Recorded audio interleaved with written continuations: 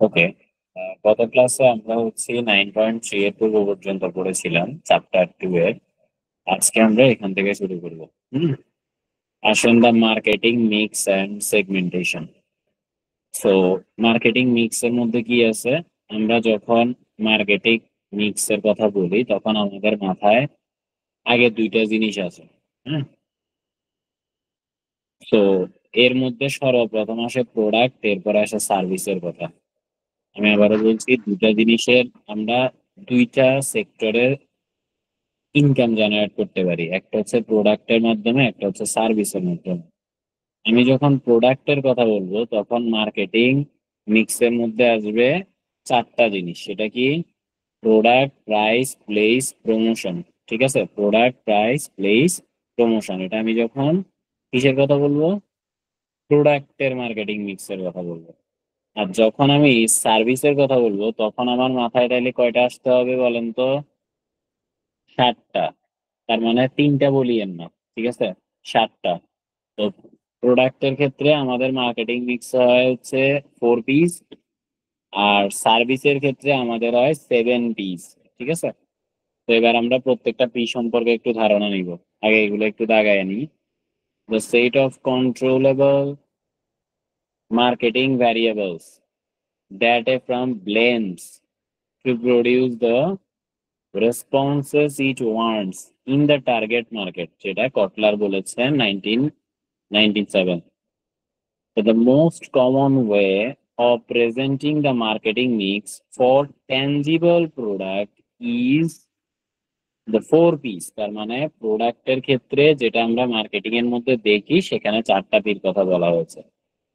তার মানে এখানে 4টা জিনিসের সমন্বয়ের মাধ্যমে আমাদেরকে মার্কেটিং করতে হবে। কারণ আপনি কোনো কারণে একটা প্রোডাক্ট বানাইলেন, কিন্তু সেটার প্রাইসিংটা আপনি অনেক বেশি রাখছেন। সো ওই প্রোডাক্টটা কি চলবে? চলবে না। আবার ধরেন আপনি প্রোডাক্টও বানাইছেন, ঠিক আছে, ভালো কথা, কোয়ালিটি মেনটেন করে প্রাইসিংও ঠিক রাখছেন, কিন্তু এই প্রাইসিং বা প্রোডাক্ট সম্পর্কে কেউ জানেই না। তো দ্যাট মিনস হচ্ছে, যেহেতু এটা সম্পর্কে কেউ জানা না, সো এখানেও ঠিক মতো প্রোডাক্টটা পৌঁছাইতে পারবে না, মার্কেটিং এর অ্যাকচুয়াল অস্তিত্বটা পরিলক্ষিত হবে না। তাই আপনার প্রমোশন দরকার। আবার আপনি প্রমোশন করে দিচ্ছেন, এখন মানুষজন প্রোডাক্ট খুঁজতে খুঁজতে ব্যস্ত, যে প্রোডাক্টটা কই পাওয়া যায়, খুঁজে পাচ্ছে না। সো প্রোডাক্টও রাখছেন আপনি, প্রাইসও রাখছেন আপনি, এই প্রোডাক্টের দাম সম্পর্কেও মানুষ জানে, কিন্তু জিনিস পায় না। যেমন এরকম একটা প্রোডাক্ট ছিল ব্লু, যেটাকে বলা হচ্ছে আপনার ইলেকট্রোলাইট ড্রিঙ্কস, যেটা ওই যে রাফসান্দা ছোট ভাই আছে না, সে ছিল। হ্যাঁ। তো তার এখানে 3টা জিনিস ছিল, কিন্তু প্লেসের ওই রকম সব জায়গায় এগুলো অ্যাভেলেবেল ছিল না, পাওয়া যাইতো না। সো আমার হচ্ছে ডিস্ট্রিবিউশন, তাহলে প্রোডাক্টের মধ্যে হচ্ছে কোয়ালিটি অফ দ্য প্রোডাক্ট আমাকে ঠিক রাখতে হবে as perceived by potential customer. This involves an assessment of the product suitability for its stated purpose, its aesthetic factor, its durability, brand factors, packaging, associated services। মানে overall পুরো প্রোডাক্টটাকে বোঝাচ্ছে। Pricing এর মধ্যে price two the customer, discount structure for the trade, promoting pricing, not only the pricing for customer but also the pricing for retailer. Like আপনার থেকে যারা প্রোডাক্টটা কিনে নিয়ে বেচবে তাদের কাছেও তো একটা টাকা পয়সা থাকতে হবে। আদারওয়াইজ তারা তো আপনার এই প্রোডাক্ট দিয়ে ব্যবসা করতে পারবে না। তো তাদের লাভ টাভ থাকতে হবে। তাই প্রাইসিংটা শুধুমাত্র যে খুচরা মূল্য কত সেট করবেন বিষয়টা এমন না, যারা আপনার প্রোডাক্ট বিক্রি করতেছে তাদের কাছে কত টাকায় সেল করবেন এটাও একটা ফ্যাক্ট। এরপর হচ্ছে কি প্রমোশন। প্রমোশনের মধ্যে হচ্ছে advertisement of the product, its sales promotion, the company public relation effort, salesmanship, use of social media, everything is considered under promotion। এখানে কোন জিনিসটা প্রমোশনকে ক্যাপচার করে এটাও পরীক্ষা আসতে পারে, ঠিক আছে? যে আমার প্রোডাক্টের advertisement as well as salesmanship as well as social মিডিয়ার ইউজ করা, এগুলো প্রমোশন অন্তর্গত। Place, distribution channel decision, website selling, like অনলাইনে বিক্রি করবেন না অফলাইনে বিক্রি করবেন, location of outlet, position of warehouse, inventory level. Inventory level is also consider under place. Inventory level কি? আমার একটা কোম্পানিতে একদম কাঁচাইয়া জিনিস শেষ করার পরে আরেকজন আবার অর্ডার দিব, বিষয়টা এমন না। কোম্পানির স্টকে ন্যূনতম যে পরিমাণ থাকাটা সবসময় দরকার, বা যেই জায়গাতে আসলে আমাকে আবার অর্ডার দিতে হবে, এটা আমাকে সেট করতে হবে, আর এটাই হচ্ছে ইনভেন্টরি লেভেল। এরপরে delivery frequency, graphical market, destination, sales, territory, organisation, everything is considered under place. তো আমরা বললাম যে প্রোডাক্টের ক্ষেত্রে মার্কেটিং মিক্সের চারটা জিনিসের মিক্স আপ হয়, whereas যখন আমরা সার্ভিসের কথা বলবো তখন 7টা জিনিসের হয়। প্রথমে যে চারটার কথা বলছি এটা তো আছেই, তাইলে 7 P's অফ সার্ভিস মার্কেটিং কি কি? People, process, physical evidence. People এর মধ্যে হচ্ছে যে আমি ধরেন কোনো একটা কিছু দিতে হইলে, হ্যাঁ, আমি প্রোডাক্টের বেলা যাকে আমি দিব সে কিন্তু আমার সাথে থাকা বাধ্যতামূলক না। বাধ্যতামূলক? আমি, সে সাথে না থাকলে আমার প্রোডাক্ট রেডি করে ফেলতে পারতেছি, but in the case of service, are we able to ready the service to the customer who are not in front of me? Is it possible? কোনো একটা কাস্টমারের জন্য সার্ভিস রেডি করা যায় আমার সামনে নাই, এটা কি সম্ভব? নো দাদা। সার্ভিস রেডি করে সার্ভিস দেওয়াই লাগে ওই ব্যক্তিবর্গরে যে আপনার সামনে থাকবে। আপনি ধরেন আমি রিক্সায় করে হয়তো মানে ধর আমি হয়তো বাসে করে ঢাকা থেকে চট্টগ্রাম বা চট্টগ্রাম থেকে ঢাকা যেতে পারি। আমার বাবা কি আমার বাসে যাওয়া আমার মানে আমার বাবা কি আমার সার্ভিসটা নিতে পারবে? আমার সার্ভিস আমাকে নিতে হবে। আমার বাবা সার্ভিস নিতে চাইলে আমার বাবা গিয়ে নিবে। বিষয়টা হচ্ছে এরকম। সো সার্ভিসের বেলায় পিপলের থাকাটা খুবই বাধ্যতামূলক, কারণ পিপলের প্রেজেন্সে বা কাস্টমারের প্রেজেন্সে কখনো সার্ভিস প্রোভাইড করা পসিবল না। এরপর হচ্ছে প্রসেসেস। তো আপনি যে সার্ভিসটা দিবেন সেটা অবশ্যই একটা প্রসেসের মধ্যে বা একটা প্রসেস করেই দিবেন। তো these often determine the structure of the service encounter. There are some important moments of truth that determine how effective a service is, such as inquiries and reservation before the service is granted, registration procedure, timing of when the service is consumed, মানে কখন আপনি সার্ভিসটা দিবেন, কোন সময়টাতে দিবেন, কিভাবে দিবেন, এগুলো হচ্ছে কিসের অন্তর্গত? প্রসেসের অন্তর্গত। ফিজিক্যাল এভিডেন্সের মধ্যে কি পড়তেছে? This refers to item that give physical substances such as logos, staff uniform, store layout। তার মানে আপনি কোন একটা কিছু যেটা কিনা আপনাকে লুক অ্যান্ড ফিল দিচ্ছে, কি দিচ্ছে? লুক অ্যান্ড ফিল দিচ্ছে, এটা হচ্ছে আমার ফিজিক্যাল এভিডেন্সের অন্তর্গত, যেটা কিনা আপনি প্রাইড করে বলতে পারেন। আপনি ধরেন ধরেন আমাদের এখানে একটা সেলুন আছে লাইট টাচিং, তো আপনি ওইখানে গিয়া সেলুনে গেলে 350 টাকা লাগে, আর আরেকটা সেলুনে 50 টাকা, 50 টাকা না, ধরলাম 100 টাকা দিয়ে চুল কাটায় দেয়। তো যেখানে আপনি 350 টাকা দিচ্ছেন সেখানে এমন না যে সে আপনারে মানে যে কেচি দিয়া চুল কাটে দিব এটা স্বর্ণ দিয়ে বানাইছে, বিষয়টা এমন না। কিন্তু সে একটা ব্র্যান্ড ভ্যালু ক্রিয়েট করছে যেটার মাধ্যমে আপনি নিজেকে একজন প্রিমিয়াম কাস্টমার হিসেবে ফিল করাইতে পারতেছেন। So this is also considered as physical evidence. Okay, এরপরে চলে আসেন সোজা মার্কেট সেগমেন্টেশন। এবার সেগমেন্টেশন মানে কি? আপনি কি গরিবের মার্কেট ধরবেন, না বড় লোকের মার্কেট ধরবেন, নাকি আম জনতার মার্কেট ধরবেন? এটা হচ্ছে market segmentation, the division of market into homogeneous groups of potential customers who may be treated similarly for marketing purpose। তাহলে এটাকে মার্কেটিং সেগমেন্টেশন বলে। এবার সেগমেন্টেশনের মধ্যে কি আছে? এই যে হাই ইনকাম গ্রুপকে ক্যাপচার করবেন, নাকি ফ্যামিলি চিলড্রেন, মানে যারা একটু হাই ইনকাম গ্রুপ কারা বলে না যে আপনি ওই যে যত বড় হইতে থাকবেন তত আপনার আশেপাশের মানুষজন কমতে থাকবে, কেননা ল্যাম্বরগিনির সিট আছে 2টা, বুগাটি সিরন সিট আছে 2টা। মানে এটা ধরেন অনেকে এটা বানাইছে আর কি, যাই হোক আমি এটা মানি না যদিও। কারণ রোলস রয়েস ওয়ার্ল্ডের সবচেয়ে দামি গাড়ি বানায়, তো এখানে কিন্তু আবার 2টা সিট নেই, এখানে 4টা সিটও থাকে। আবার সাথে শ্যাম্পেইন ট্যাম্পেইন বা ইত্যাদি ইত্যাদি খাওয়ার জন্য পিছনে আবার আলাদা করে সিস্টেমও আছে। সো দ্যাট মিনস হচ্ছে যে এটা মানে এক একজনের এক এক থিওরি, যাই হোক। তবে বিষয়টা অনেকটা এমন যে আমার মতে 2টা গাড়ি, মানে যে সকল গাড়িগুলোতে 2টা সিট রাখে, ধরেন ফেরারি, ল্যাম্বরগিনি, তারপর হচ্ছে আপনার যেমন বুগাটি চিরন, এগুলা হচ্ছে মানে এটা রাখার উদ্দেশ্য হচ্ছে এই যে আপনার এত টাকা আছে যেটার জন্য আপনি 2 সিটালা গাড়িও ক্যারি করতে পারেন, মানে আপনি প্র্যাকটিক্যাল। 2 সিটার গাড়ি কি নাকি প্র্যাকটিক্যাল? ওইখানে তো যে গাড়ি চালাইবো সে তো নিজে গাড়ি চালায়, তাই না? আলটিমেটলি যেগুলোতে 2 সিটার কার, এখানে তো আর ড্রাইভার রাখে না, নর্মালি রাখে না, নিজের কার নিজে ড্রাইভ করে। সো যেহেতু আপনি ড্রাইভার রাখতেছেন না, দ্যাট মিনস হচ্ছে আপনি নিজের কাজ নিজে ড্রাইভ করতেছেন, তার মানে আপনার হাতে সময় আছে। আদারওয়াইজ আপনি তো ড্রাইভার রাখতেন। আর সেকেন্ডলি হচ্ছে তাইলে আপনার হাতে সময় আছে, আপনার হাতে টাকাও এত বেশি যে আপনার মানে সময়ের, অনেকে আছে না যে তাদের অনেক টাকা পয়সা আছে কিন্তু তার সময় নাই, কিন্তু আপনার হাতে টাকা এবং সময় দুইটাই আছে, এবং টাকা এত পর্যাপ্ত পরিমাণে আছে যে আপনি একটা ইমপ্র্যাকটিক্যাল জিনিস কোটি কোটি টাকা দিয়ে হোল্ড করতেও দ্বিধাবোধ করেন না। এটা দ্বারা আপনার সোশ্যাল টাকা পয়সা বুঝায় যে হ্যাঁ, আমার কাছে অনেক আছে। সো এই কারণে আপনি যখন সেগমেন্টেশন অফ মার্কেটিং এ যাইবেন, সেখানে দেখতে হবে যে এখানে কাদেরকে ক্যাপচার করতেছে। হ্যাঁ, এটা কি যাদের টাকা পয়সা অনেক বেশি, হাই ইনকাম গ্রুপকে ক্যাপচার করতেছে, নাকি যারা হচ্ছে ফ্যামিলি ট্যামিলি নিয়ে মানে একদম জমজমাট, ধরেন ওই যারা নোয়া গাড়ি কিনবো, আইস কিনবো, হ্যাঁ তারা তারা নিবো, নাকি হচ্ছে লো ইনকাম গ্রুপ মানে যাদের হচ্ছে একদম টাকা পয়সা কম, যে নানো নিবো, টাটা নানো। তা আমি যদি বলি যে হাই ইনকাম গ্রুপে কারা সেগমেন্টেশন করে বা টার্গেট করে, ল্যাম্বরগিনি, বিএমডাব্লিউ, ফেরারি এরা। তারপরে ফ্যামিলিজ উইথ চিলড্রেন এগুলাতে কারা করে, এগুলাতে ধরেন ফোর্ড, ফোর্ড তারপর হচ্ছে আপনার টাটা, টাটা বলতে মাহিন্দ্রা, টাটা, ফোর্ড, তারপর হচ্ছে কিয়া, এগুলো হচ্ছে আপনার ফ্যামিলি কার বিক্রি করে।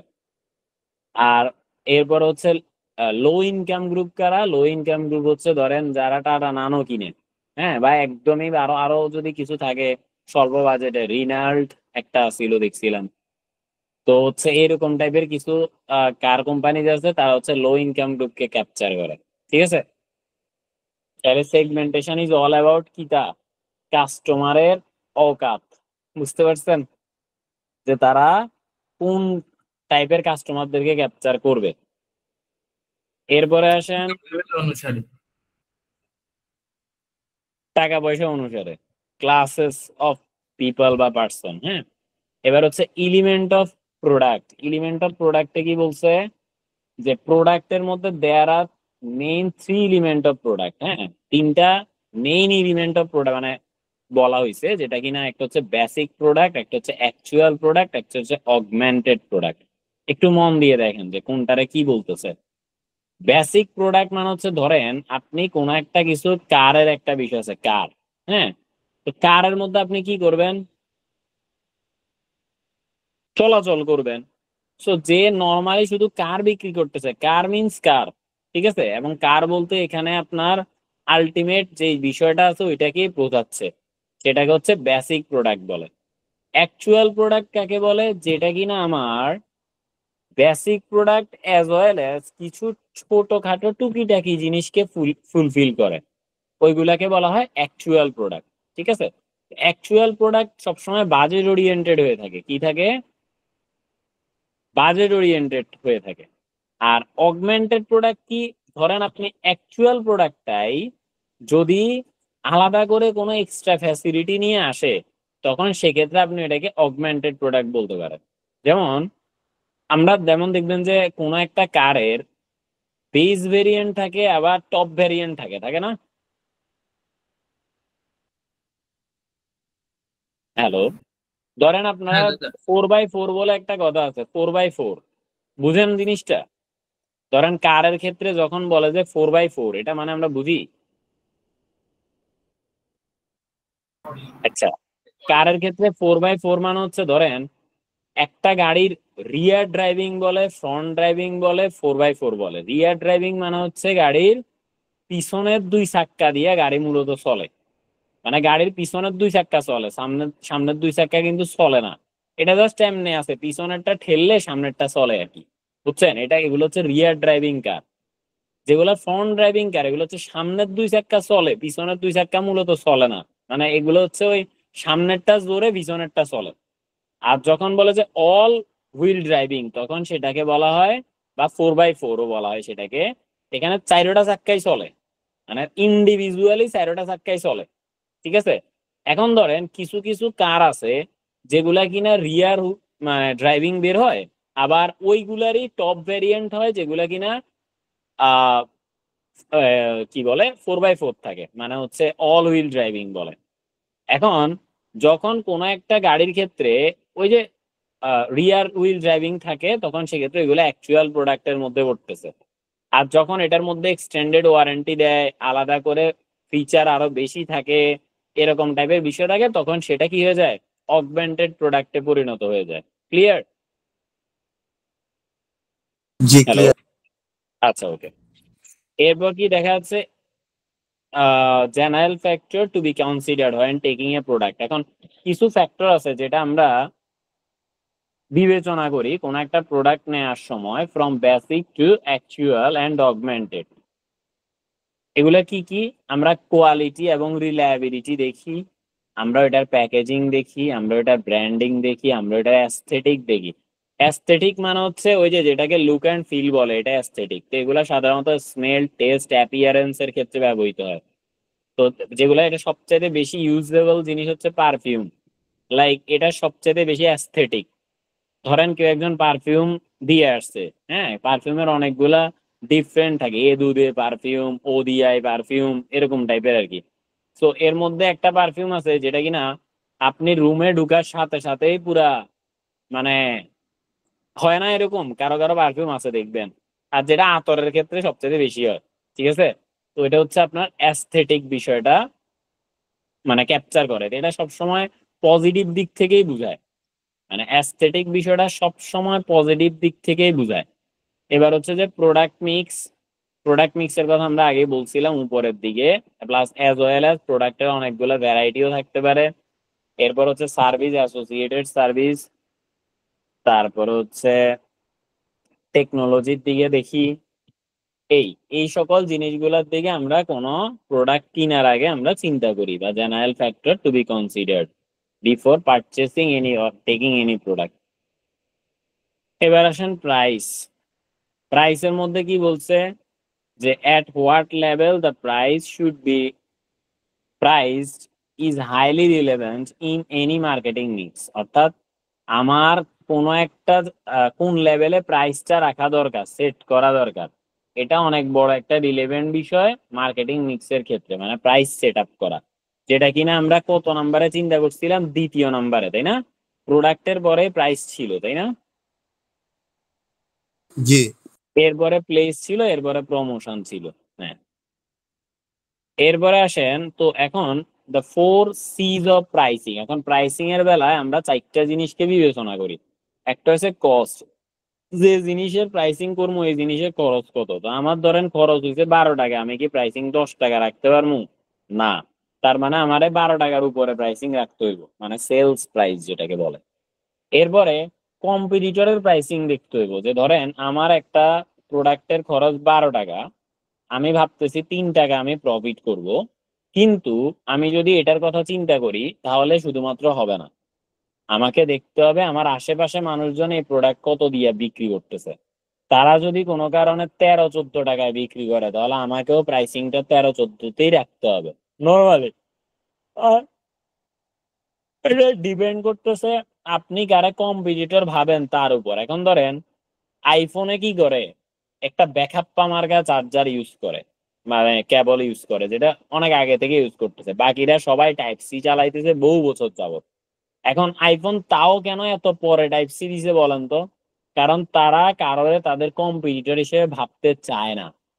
রোলস রয়েস যারা কিনা গাড়ি বানায়, তারা কখনো প্রাইসিং দেওয়ার আগে চিন্তা ভাবনা করে না যে অন্য কোম্পানির গাড়ির দাম কত। কেন? কারণ তারা প্রাইভেট জেটকে তাদের কম্পিটিটর বানাচ্ছে, কোনো কারকে না। তো তার মানে হচ্ছে যখন আমরা প্রাইস কম্প্যারিজন করতে যাব, তখন আমরা অফকোর্স কম্পিটিটরেরটা দেখবো। তবে প্রথমে দেখবো আসলে আমার কম্পিটিটর মার্কেটে কেউ আছে কিনা, প্রথমে আমি এটা দেখবো। তারপর হচ্ছে আমি প্রাইসিং সেট করব। এখন আমি যদি কাউরে চিন্তা করি যে he is not my competitor, হইতে পারে সে একই সেক্টরে সার্ভিস প্রোভাইড করলে আপনি তারা কম্পিটিটর বলবেন। ধরেন আপনি স্কুলের মধ্যে আপনার রোল হয়েছে এক, স্কুলে পোলা পাইন হয়েছে 350, মানে ওই যে ওই ক্লাসে। এখন যে 340তমতে আছে তারে কি আপনি আপনার কম্পিটিটর বানেন? না। না, আপনি তো কম্পিউটার মানান আপনার 1 হইতে 10-এর মধ্যে হয়তো বা যে কয়টারে আছে, তাই না? সর্বোচ্চ যদি মানেন তো এরে মানতে পারেন, এর পিছনের দিকে হয়তো আপনি মানে তারা কম্পিউটার মানেন না। তো বিষয়টা এমন না যে পিছনের কেউ সে কম্পিউটার হইতে পারবে না, পারবে যখন সে 1 হইতে 10-এর মধ্যে ঢুকবো, তারপরে আপনি হচ্ছে তারা কম্পিউটার মানা শুরু করবেন। তার আগে পর্যন্ত তারা কম্পিউটার মানতেছেন না। সো দ্যাট মিনস একটা ইন্ডাস্ট্রিতে বিলং করে all of this are not competitor. তার মানে কম্পিটিটর ইজ সামথিং ডিফারেন্ট, যে যার সাথে আমার মানে টেক্কা দিতে পারবো এটা হচ্ছে আমার কম্পিটিটর হবে, সবাই আমার কম্পিটিটর হবে না। সো কম্পিটিটরের সাথে মানে চিন্তা ভাবনা করে আপনি প্রাইসিং সেট করবেন, ঠিক আছে? এরপর হচ্ছে কি কাস্টমার। এবার ধরেন কম্পিটিটর, ভালো কথা, কম্পিটিটর হচ্ছে যে নাই আপনার, আপনি সিঙ্গেল একা সবকিছু খাইবেন, গুড। এখন কাস্টমারের তো এটা খাওয়ার মতো টাকা পয়সা থাকতে হবে, তাই না? সো এই কারণে কাস্টমারের দিকে বিবেচনা করে আমাকে প্রাইসিং সেগমেন্ট করতে হবে এবং কর্পোরেট অবজেক্টিভ। এবার আপনাকে আপনার কর্পোরেট অবজেক্টিভের দিকে দেখতে হবে যে আপনি মূলত ব্যবসাটা যে চালাইতেছেন এটা কি কারণে চালাইতেছেন। এটা কি মানুষের সেবা করার জন্য, নাকি এটা নিজেকে প্রিমিয়াম বানানোর জন্য, নাকি এটা নিজের প্রফিটকে ম্যাক্সিমাইজ করার জন্য? তাইলে ধরেন আপনি যদি মানুষকে সেবা করার জন্য বানান, তাইলে একদমই কম দাম হবে জিনিসের। আপনি যদি নিজেকে প্রিমিয়ামনেস বানাইতে চান, তাহলে সেক্ষেত্রে জিনিসের দাম একদম বেশি হইব। হোক প্রথম দিকে আপনার কোনো প্রফিট নাই, তাও জিনিসের মধ্যে প্রিমিয়ামনেস রাখতে আপনি জিনিসের দাম অনেক বেশি রাখবেন, ওভার প্রাইস রাখবেন। যেমন হাতিলের ফার্নিচারের ক্ষেত্রে যেটা আমরা দেখলাম যে হাতিলের নর্মালি আর কি, নর্মালি হাতিলের ফার্নিচারের দাম অনেক বেশি হয়। তো তারা কিন্তু প্রথম দিকে প্রচুর লস মেকিং কোম্পানি ছিল, কারণ ওই জায়গার বিভিন্ন জিনিসপত্র আমার নিজের চোখে হাতের উপরে দেখা।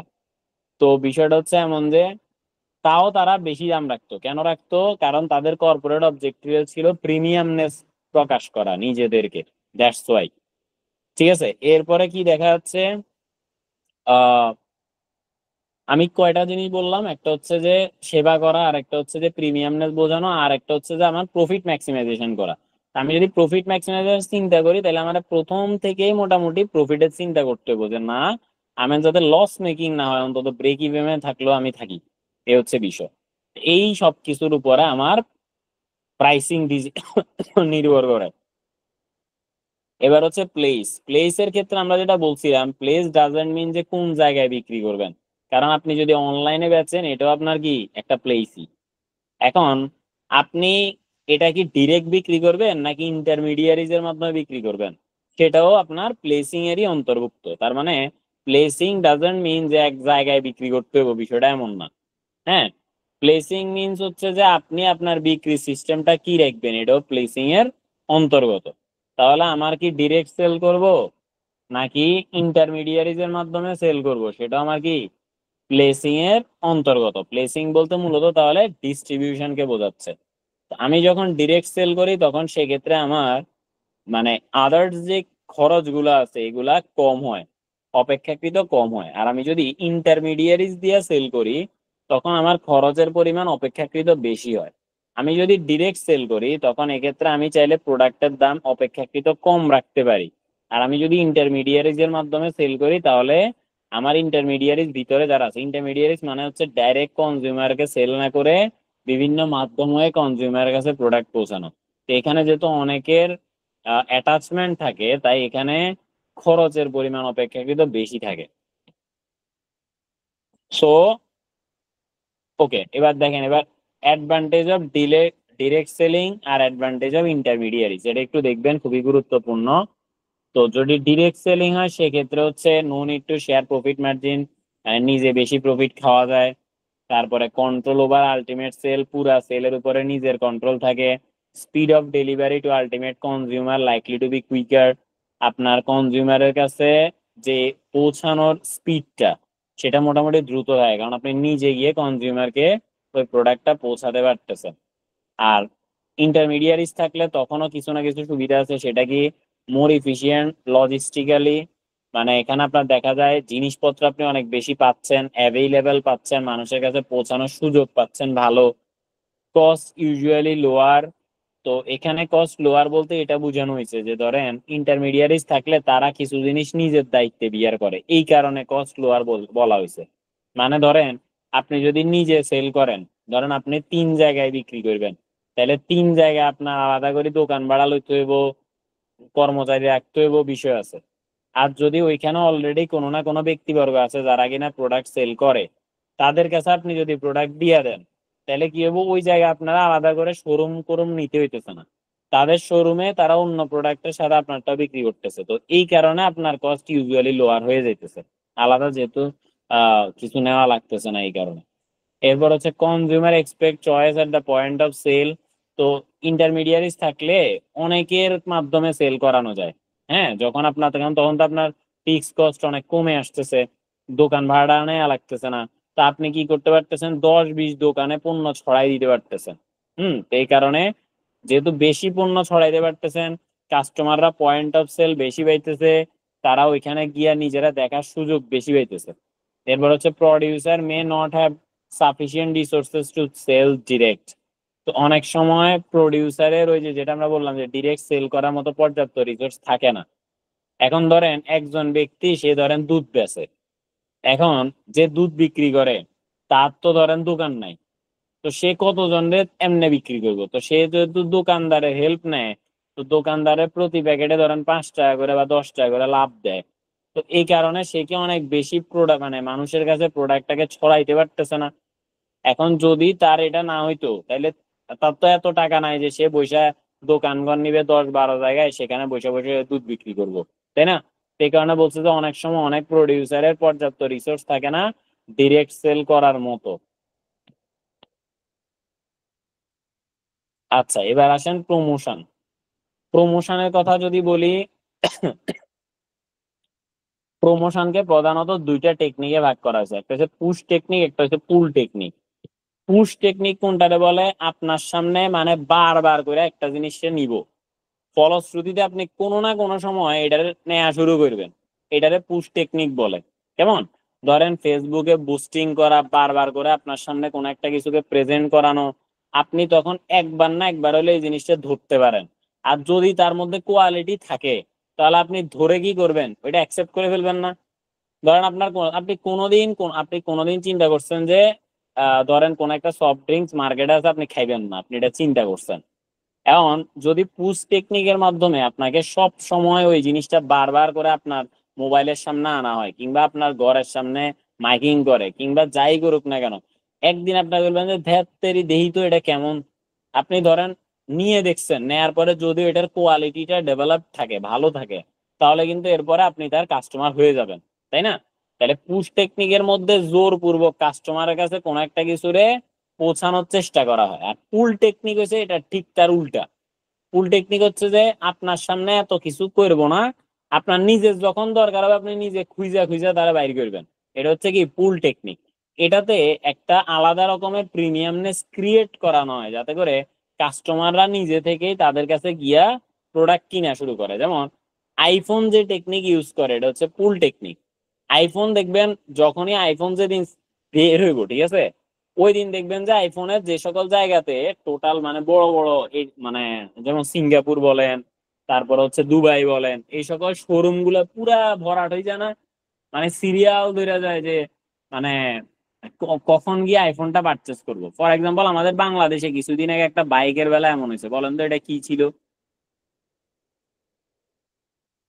কোন বাইক রয়্যাল ছিল যেটার জন্য?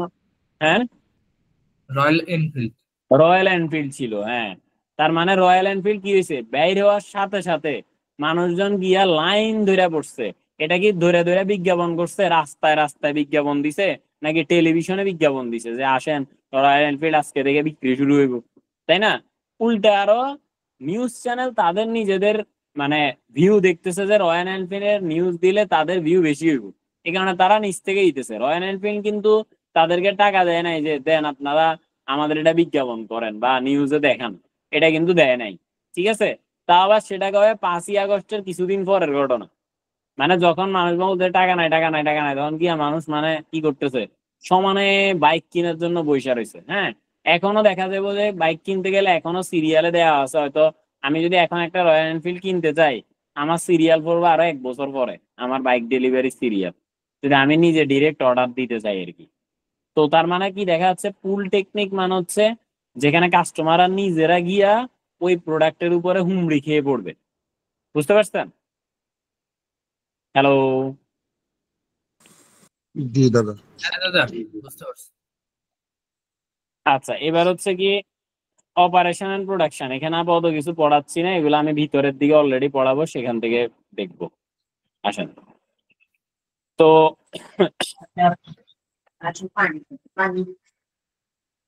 কিছু বলবেন মোহাম্মদ মনির ভাইয়া? দা এই যে পুশটা যদি একটু বলতেন, পুলটা তো বুঝছিলাম, পুশটা আবার একটু পুশ অল্প একটু। টেকনিক মানে হচ্ছে যে কাস্টমারকে কোনো একটা কিছু কিনে আনার দিকে বাধ্য করা। মানে এটা হচ্ছে যে ধরেন আপনি একটা পার্কে বসে আছেন, সেখানে পিচ্ছি পিচ্ছি মেয়ে হেঁটে যায় না মাঝে মাঝে, বলে যে ভাইয়া ভাইয়া ধরেন ভাবির লে লোন, ভাবির অনেক সুন্দর লাগবো, বলে না? জি হ্যাঁ, এটা ফুল হচ্ছে বিক্রি পুশ করে। টেকনিক। এটা কি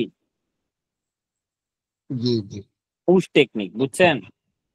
আর ধরেন কোন একজনে সে কি করতেছে, মানে আপনি যখন তারে কোনো একটা কিছু ডাইকা নিজে থেকে কিনতে চাইবেন তখন সেটাকে বলা হয় পুল টেকনিক।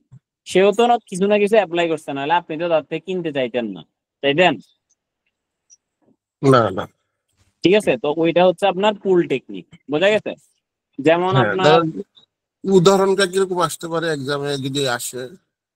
এই যে যেমন আমি রয়্যাল এনফিল্ডের কথা বলছি, যেমন কোন একটা বাইক যেটার জন্য মানুষ কিনবে পাগল হয়ে আছে, তখন সেক্ষেত্রে এটাতে কোন টেকনিক ইউজ করা হয়েছে?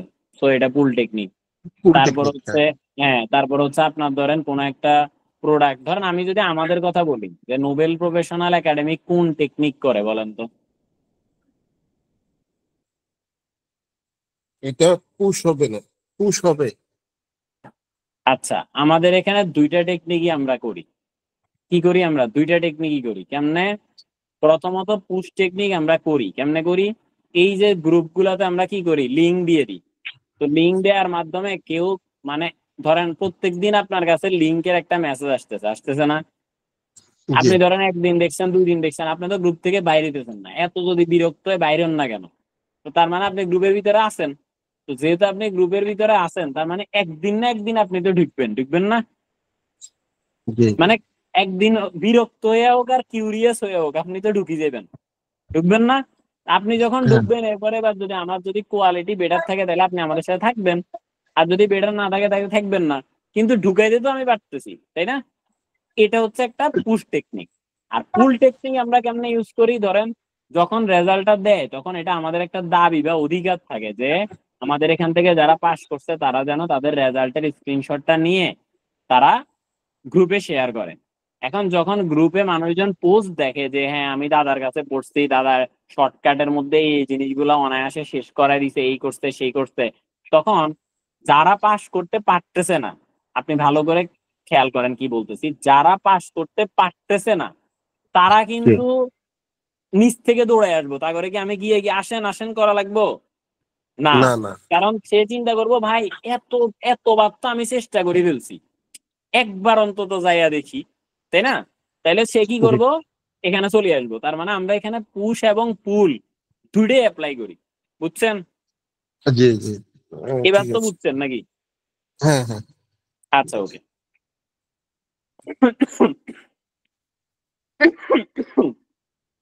আচ্ছা এবার দেখেন, বলছে all operation involve transformation process but they can differ from 4 different ways or dimension referred to as 4V of operation। তাইলে অপারেশনের মধ্যে আমরা 4টা V এর কথা বলি। 4টা V কি কি? একটা হচ্ছে ভলিউম, একটা হচ্ছে ভ্যারাইটি, একটা হচ্ছে ভ্যারিয়েশন অফ ডিমান্ড, একটা হচ্ছে ভিজিবিলিটি। এবার আসেন ভলিউম। ভলিউমের মধ্যে দেখা হয় কি যে ভলিউমটা কি হাই ভলিউমের নাকি লো ভলিউমের? এবার হাই ভলিউম বলতে কি বোঝানো হচ্ছে? High volume might lend itself to a capital intensive operation work with specialization of work, well established system for getting the work done। Unit cost should be low. তার মানে কি বোঝানো হচ্ছে, ধরেন আপনি কোনো একটা কিছুর ক্ষেত্রে যখন বেশি পরিমাণে প্রোডাকশন করবেন তখন আপনার টোটাল কস্টের মানে যে টোটাল কস্টটা আছে এটা কি আপনার নাম্বার অফ ইউনিট দ্বারা ভাগ হবে না, যেটা আমরা ম্যানেজমেন্ট ইনফরমেশনের ক্ষেত্রে পড়াইছিলাম, তাই না? যখন আমরা ভলিউমের সংখ্যায় বাড়াই ফেলবো তখন কি হবে, ওই ভলিউম দ্বারা টোটাল কস্টে ভাগ হবে। তো এখন ভ্যারিয়েবল কস্ট পার ইউনিট তো কি একই থাকবে। ধরেন কোন একটা জিনিসের প্রতি ইউনিট বানাইতে 5 টাকার জিনিস লাগে, তাইলে প্রতি ইউনিটের জন্য 5 টাকারই লাগবে, ঠিক আছে, কিন্তু ফিক্স কস্ট যেটা আছে এটা তো অ্যাক্টিভিটি লেভেল দ্বারা ভাগ হয়ে যাবে না। তো ধরেন কোন একটা কারণে একটা ঘরের মধ্যে আমি যদি 50,000 টাকায় ঘর ভাড়া লাগে, ওইখানে যদি আমি 10,000 জিনিস ঢুকাইতে পারি তাহলে প্রতিটার জন্য আমার 5 টাকা খরচ হইতেছে। আর ওই জায়গায় যদি আমি 50,000টা ঢুকাইতে পারি তাহলে আমার প্রতিটার জন্য কত খরচ হইতেছে, 1 টাকা, তাই না? একটা কথা। হ্যাঁ, হ্যাঁ। তো দ্যাট মিনস হচ্ছে আমার যদি ভলিউম বেশি হয় তাহলে আমার টোটাল কস্ট কিন্তু যেটা হবে সেটাকে আমি যখন ডিভাইড করব তখন আমার পার ইউনিট কস্ট কমে যাবে, তাই না? এই কারণে বলছে যে হাই ভলিউমের ক্ষেত্রে, ভলিউম মানে সংখ্যার দিক থেকে, হাই ভলিউম আমি যদি কোনো কিছু করি তাহলে সেক্ষেত্রে আমার পার ইউনিট কস্ট কি হবে, কমে যাবে। আর যদি লো ভলিউম হয় তাহলে আমার কি হবে, ইউনিট কস্ট বেড়ে যাবে। ঠিক আছে, বুঝতে পারছেন? জি।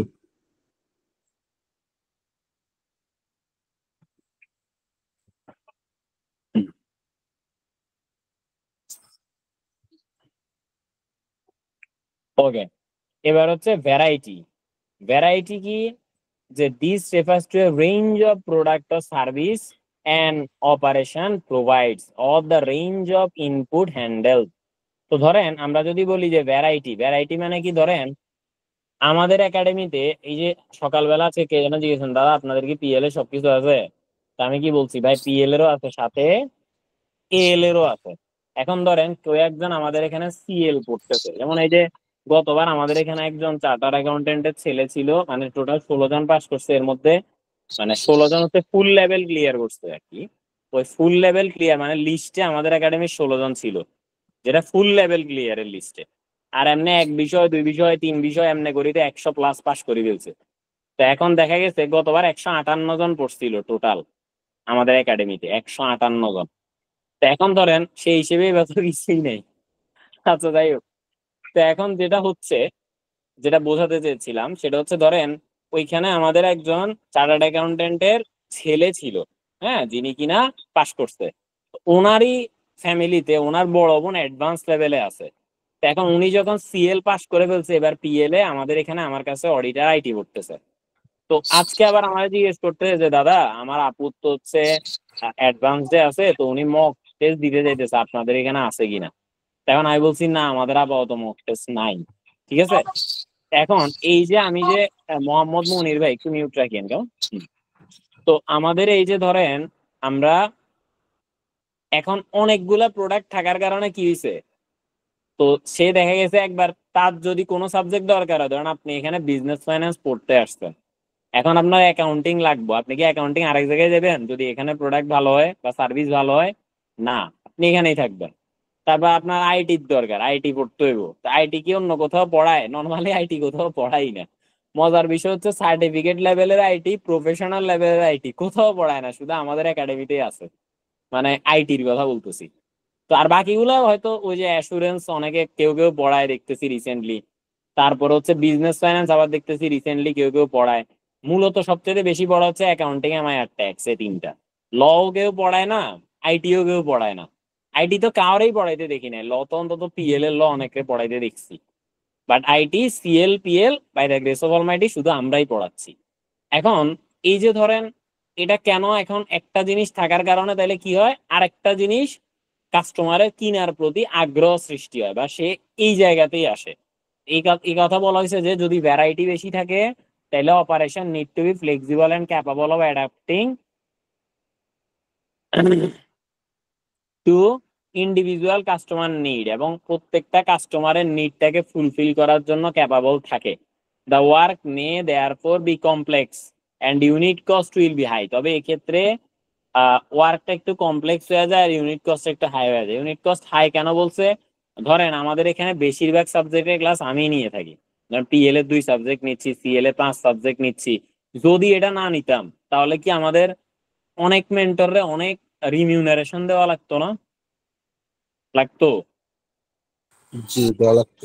হ্যাঁ, তখন সেই ক্ষেত্রে আমাদের ইউনিট কস্ট অনেক হাই হয়ে যেত।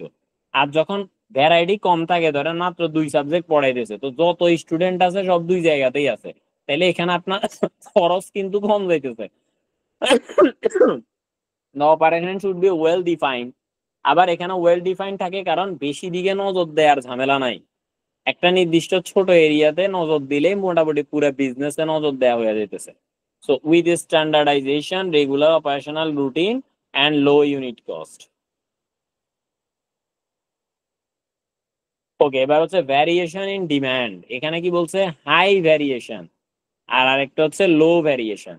হাই ভ্যারিয়েশন মানে যেটাকে বলা হয় ফ্লাকচুয়েটিং ডিমান্ড, আর লো ভ্যারিয়েশন বলতে যেটাকে বলা হয় স্টেবল ডিমান্ড। এবার ফ্লাকচুয়েটিং ডিমান্ড কাকে বলে? ধরেন আপনি ড্রেসের বিজনেস করবেন। কিসের বিজনেস করবেন? ড্রেসের বিজনেস করবেন। তাইলে ড্রেস কি আপনার শীতকালে আপনি যে ড্রেসের ব্যবসা করেন, গরমকালে কি এই ড্রেস বেচতে চলবো? না। না। তার মানে আপনার শীতকালের ড্রেস এবং গরমকালের ড্রেস মানে আপনার পুরো 12 মাসের জন্য ড্রেস রেডি রাখতে হবে না? বর্ষাকালেও তো আবার ড্রেসের কিছুটা ভ্যারাইটি আছে, আছে না?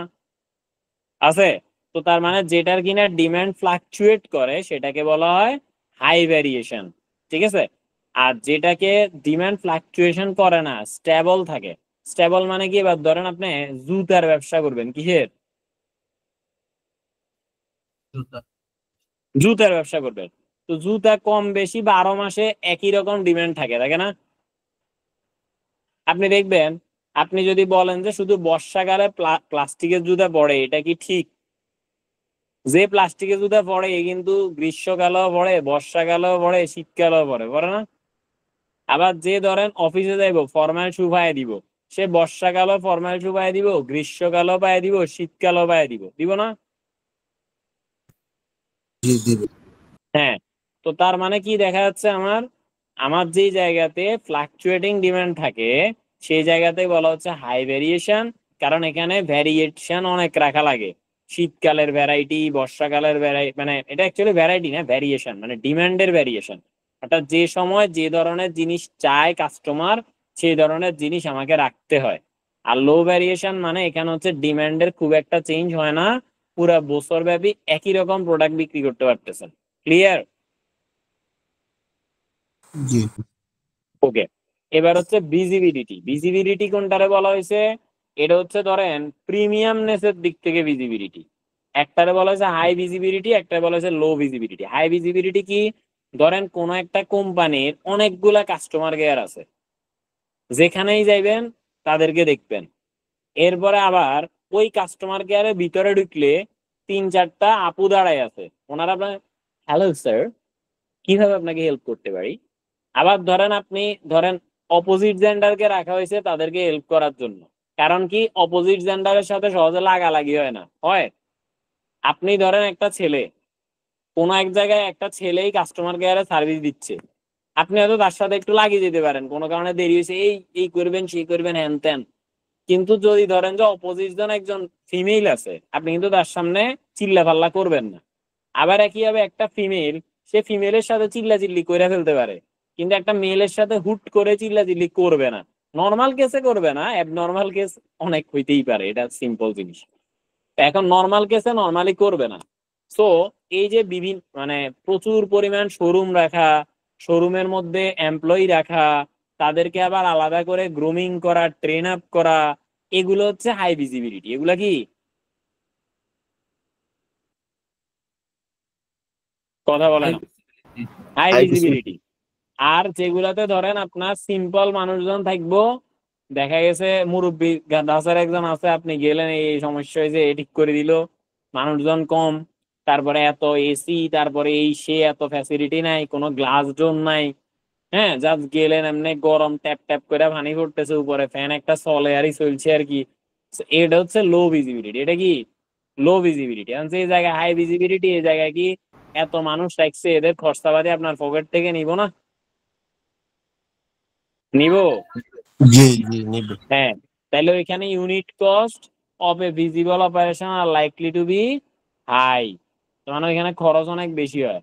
আর যেখানে আপনার লো ভিজিবিলিটি আছে এখানে তো আর ওই প্রোডাক্টের মধ্যে এত টাকা দাম রাখতে পারবো না, এদের কোনো প্রিমিয়ামনেস নাই, এই নেই সেই নেই কিছু নাই, জাস্ট ওই প্রোডাক্ট ম্যানুফ্যাকচারিং এ যত খরচ দেয় তার সাথে হালকা পাতলা প্রফিট করে দেন ওই খরচ মানে ওই জিনিসটার দাম রাখা হবে। সো এখানে ইউনিট কস্ট শুড বি লো, মানে এটা বাধ্যতামূলক লো রাখতে হবে যদি আপনার লো ভিজিবিলিটি হয়। বুঝা গেছে? কারণ আপনি নাহলে কোন কোন কারণে আপনি জিনিসের দাম বাড়াইবেন, আপনি কি এমন দিতেছেন? তাহলে ক্লিয়ার? আমরা এগুলো সব বুঝতেছি তো নাকি? দাদা ঠিক আছে। ওকে। হ্যাঁ দাদা। হ্যাঁ, এবার আসেন রিসার্চ এন্ড ডেভেলপমেন্ট। এবার আসেন এখানে আবার রিসার্চের 3 ভাগে ভাগ করা হয়েছে। এখানে আপনার আমি বারবার বলতেছি যা যা পড়াচ্ছি আমি কিন্তু খুব কম জিনিসপত্র পড়াচ্ছি, তো এর ভিতরে আর কমাইতে যাইয়েন না, ঠিক আছে? আচ্ছা, এটা একটু দেখেন, operation management is concern therefore with balancing কি ভেরিয়েবল। তাইলে অপারেশন ডিপার্টমেন্ট মূলত এই জিনিসগুলোকে ব্যালেন্স করে, কি? ডিমান্ড, তারপর হচ্ছে রিসোর্স, ক্যাপাসিটি, ইনভেন্টরি, আর হচ্ছে প্রসেস। কেমন? এই সব কিছুর একটা ব্যালেন্সিং রাখার দরকার হয় অপারেশন ম্যানেজমেন্টের দিক থেকে। আচ্ছা, এবার হচ্ছে রিসার্চ এন্ড ডেভেলপমেন্টে আসি। এবার রিসার্চ এন্ড ডেভেলপমেন্টের মধ্যে আমরা কিছু রিসার্চের কথা বলবো। একটা হচ্ছে পিওর রিসার্চ। পিওর রিসার্চ কাকে বলে? যে রিসার্চটার ইন্টেনশনই ছিল শুধু রিসার্চ করা। কি করা? মানে ধরেন সে কি করছে, original research obtain new scientific and technical knowledge or understanding, মানে তার কাজ হচ্ছে কোনো কিছু আবিষ্কার করা। তার কাজ কি? আবিষ্কার করা। মানে এটা মূলত কোনো কিছু আবিষ্কারের উদ্দেশ্যে শুরু হয়েছে, টাকা কামানোর উদ্দেশ্যে না। ঠিক আছে? তার মানে কোনো একটা কিছু যখন কোনো কিছু আবিষ্কারের নতুন কিছু পথ মানে প্রদর্শনের ক্ষেত্রে কোনো রিসার্চ করা হয় তখন সেটাকে পিওর রিসার্চ বলে। হ্যাঁ।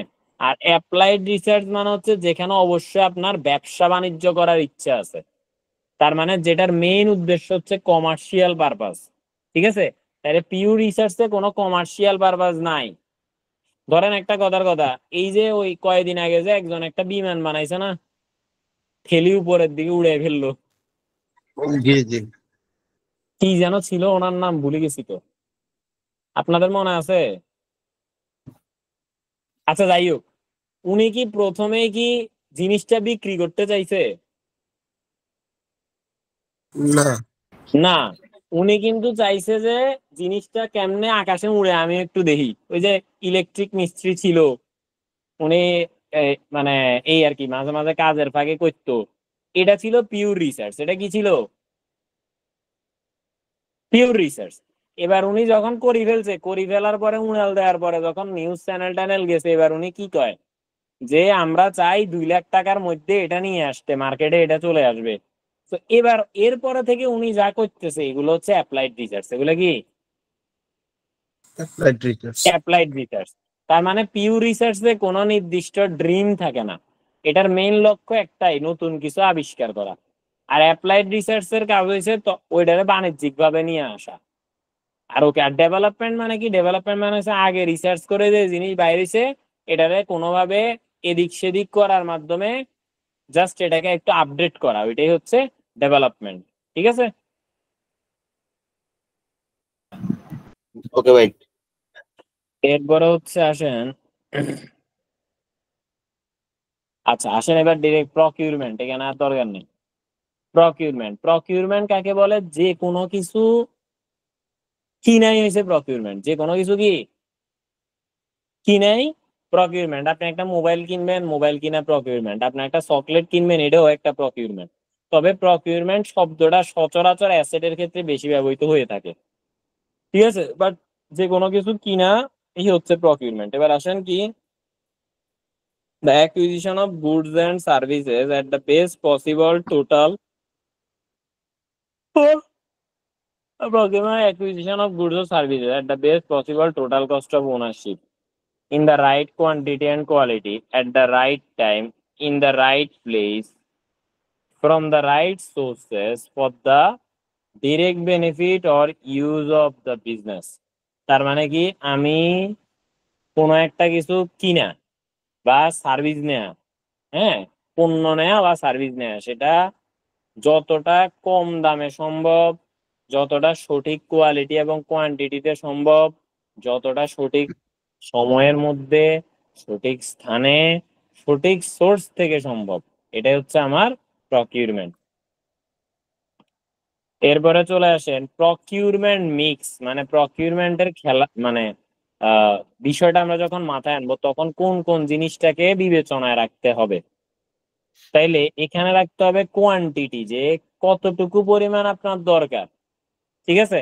এবার কোয়ান্টিটির মধ্যে আবার ভিতরে গেলে সেখানে ওই টাইমের মধ্যে কতটুকু দরকার আর কতটুকু পরিমাণ ইনভেন্টরি আপনি হাতে রাখতে চান, এটা হচ্ছে আপনার কি কস্ট অফ হোল্ডিং ইনভেন্টরি, বা কতটুকু, মানে অর্থাৎ ইনভেন্টরিকে আপনি রাখি দিলে সর্বোচ্চ কত পরিমাণ খরচ করতে চান, এটা হচ্ছে কস্ট অফ হোল্ডিং ইনভেন্টরি।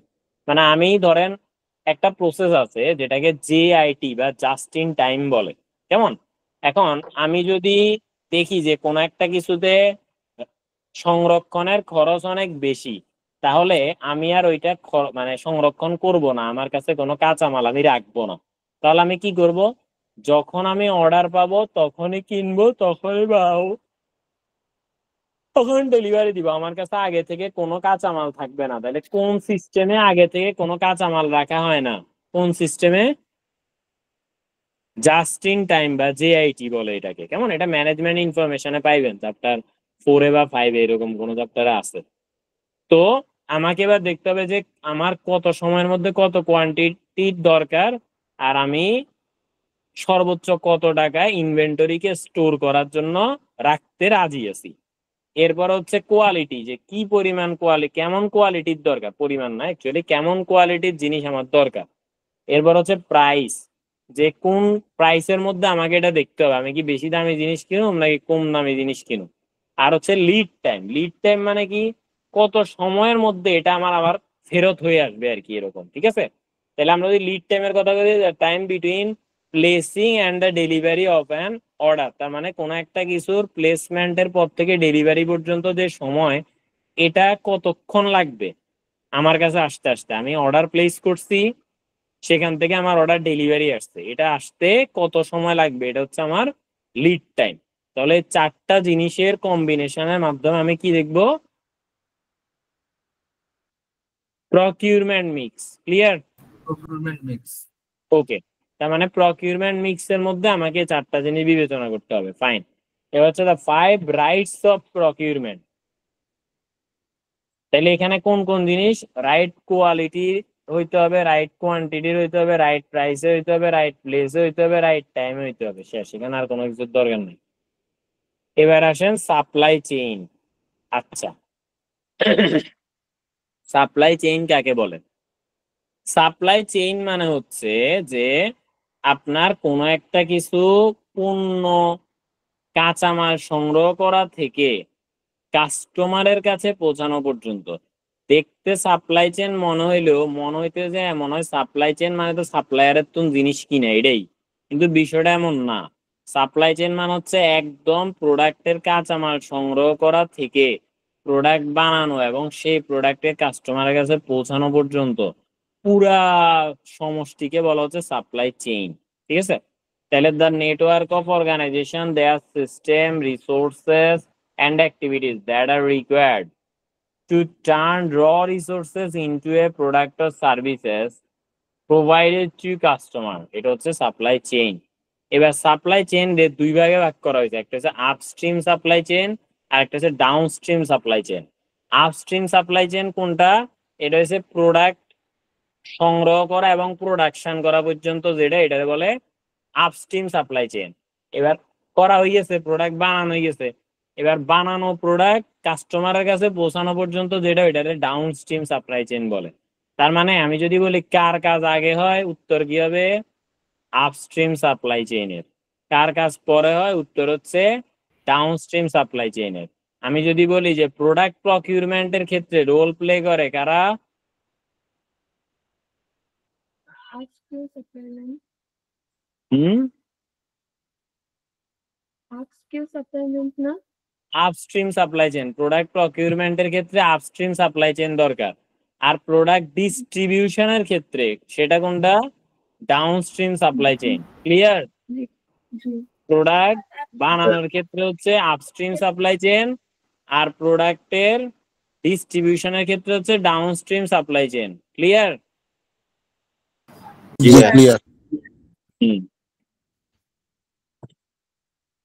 আমরা আশা করি বুঝে গেছি। আচ্ছা দেখেন তো এই চ্যাপ্টার কয় পেজ আছে?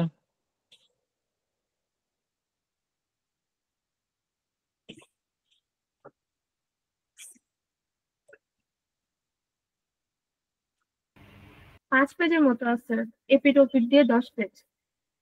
ওরে বাবা, তো 5 পেজ না তো 10 পেজ, মানে 5 পাতা। ওকে, আমরা একটু দ্রুত যাই। আচ্ছা এবার আসেন, এখানে আর কিছু লাগবে না, এখানে চলে আসেন সোজা হিউম্যান রিসোর্স ম্যানেজমেন্ট বা HRM.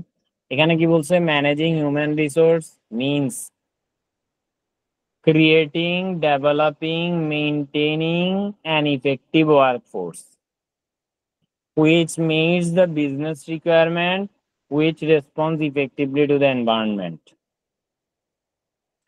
Hard approach to HRM focuses on worker resources. Soft approach emphasizes their human. তার মানে এটা দুইটা অ্যাপ্রোচ আছে। হ্যাঁ, অ্যাপ্রোচ কোনটা? যে অ্যাপ্রোচ দিয়ে আপনি মানুষকে কন্ট্রোল করবেন এটার অ্যাপ্রোচ বলে। কেমন? একটা হচ্ছে হার্ড অ্যাপ্রোচ, এটারে ওয়ার্কারদেরকে রিসোর্স হিসেবে নেয়। ঠিক আছে, আমি এটা একটু মুছে দিই। তো রিসোর্স হিসেবে আমরা যখন কাউকে নিব, তখন সেক্ষেত্রে আমরা এটার পরিপূর্ণ ইউটিলাইজ করতে চাইবো। পরিপূর্ণ ইউটিলাইজ, যে আমার এক ফোঁটাও যাতে মিস না হয়। আর সফট অ্যাপ্রোচের ক্ষেত্রে আমরা চিন্তা করবো যে না রে ভাই, এত তো মানুষ থাক, ঠিক আছে ঠিক আছে, আজকে শরীর খারাপ, চলে যাও, সমস্যা নাই, আজকে আর কাম করন লাগতো না। এটা হচ্ছে সফট অ্যাপ্রোচের বেলায়। আর হার্ড অ্যাপ্রোচের বেলায় চিন্তা করবে যে ওমা, সে হয়েছে আমার রিসোর্স, তার আমার পুরোপুরি ইউটিলাইজ করতে হইব। সে শুই থাকলে, সে প্যাপও করলে কোনো লাভ আছে? তার কামই ব্যাপও করা, কিন্তু আমি তো তারা ব্যাপও করলে এটা সহ্য করতাম না। এটা হচ্ছে আমার হার্ড অ্যাপ্রোচ। ঠিক আছে, এবার দেখেন এখানে হার্ভার্ডের যেটা আছে এটা আমরা ডাইরেক্ট এখানে চলে যাবো, মানে নিচেরটাতে বলবো। আসেন তো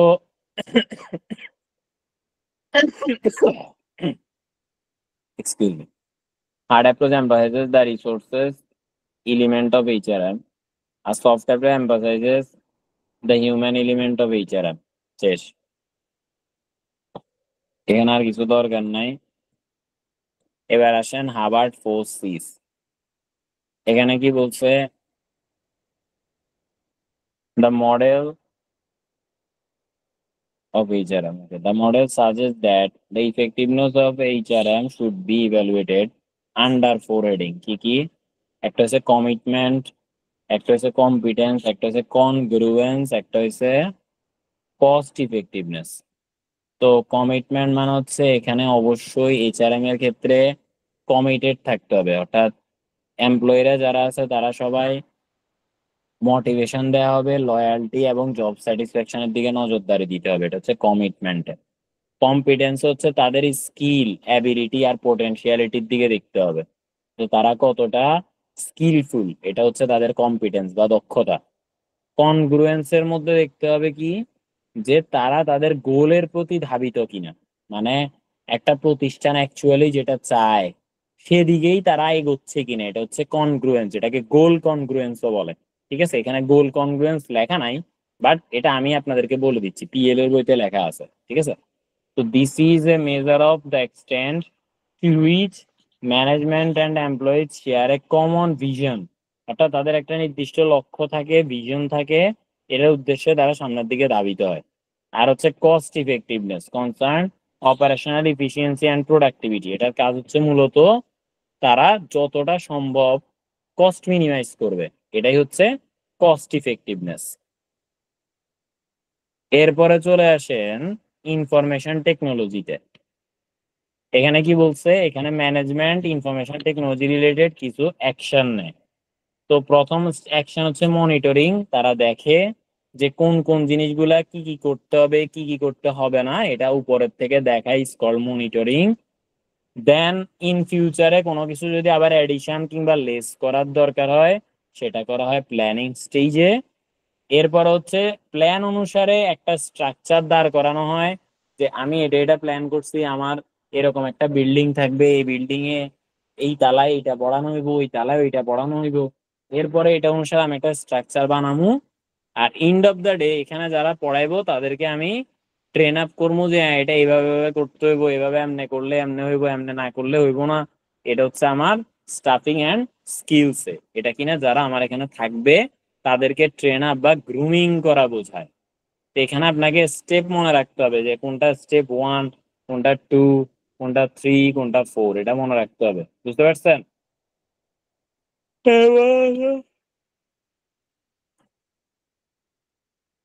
আচ্ছা, এবার আইটি ডেলিভারি অ্যাক্টিভিটিস আর আইটি সাপোর্টিং অ্যাক্টিভিটিস আছে। তো আইটি ডেলিভারি অ্যাক্টিভিটিস এর মধ্যে কি কি পড়ছে এটা আমাদের মনে রাখতে হবে, এটা জাস্ট সবগুলো পড়বেন, সহজ আছে।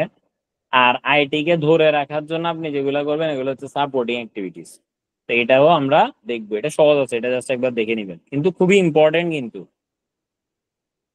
এবার আসেন আউটসোর্সিং। আউটসোর্সিং কাকে বলে? নর্মালি আমরা আউটসোর্সিং বলতে বোঝাই বিদেশের তো টিয়া কামাইছে, এটা আউটসোর্সিং বলে, কিন্তু বিষয়টা এমন না।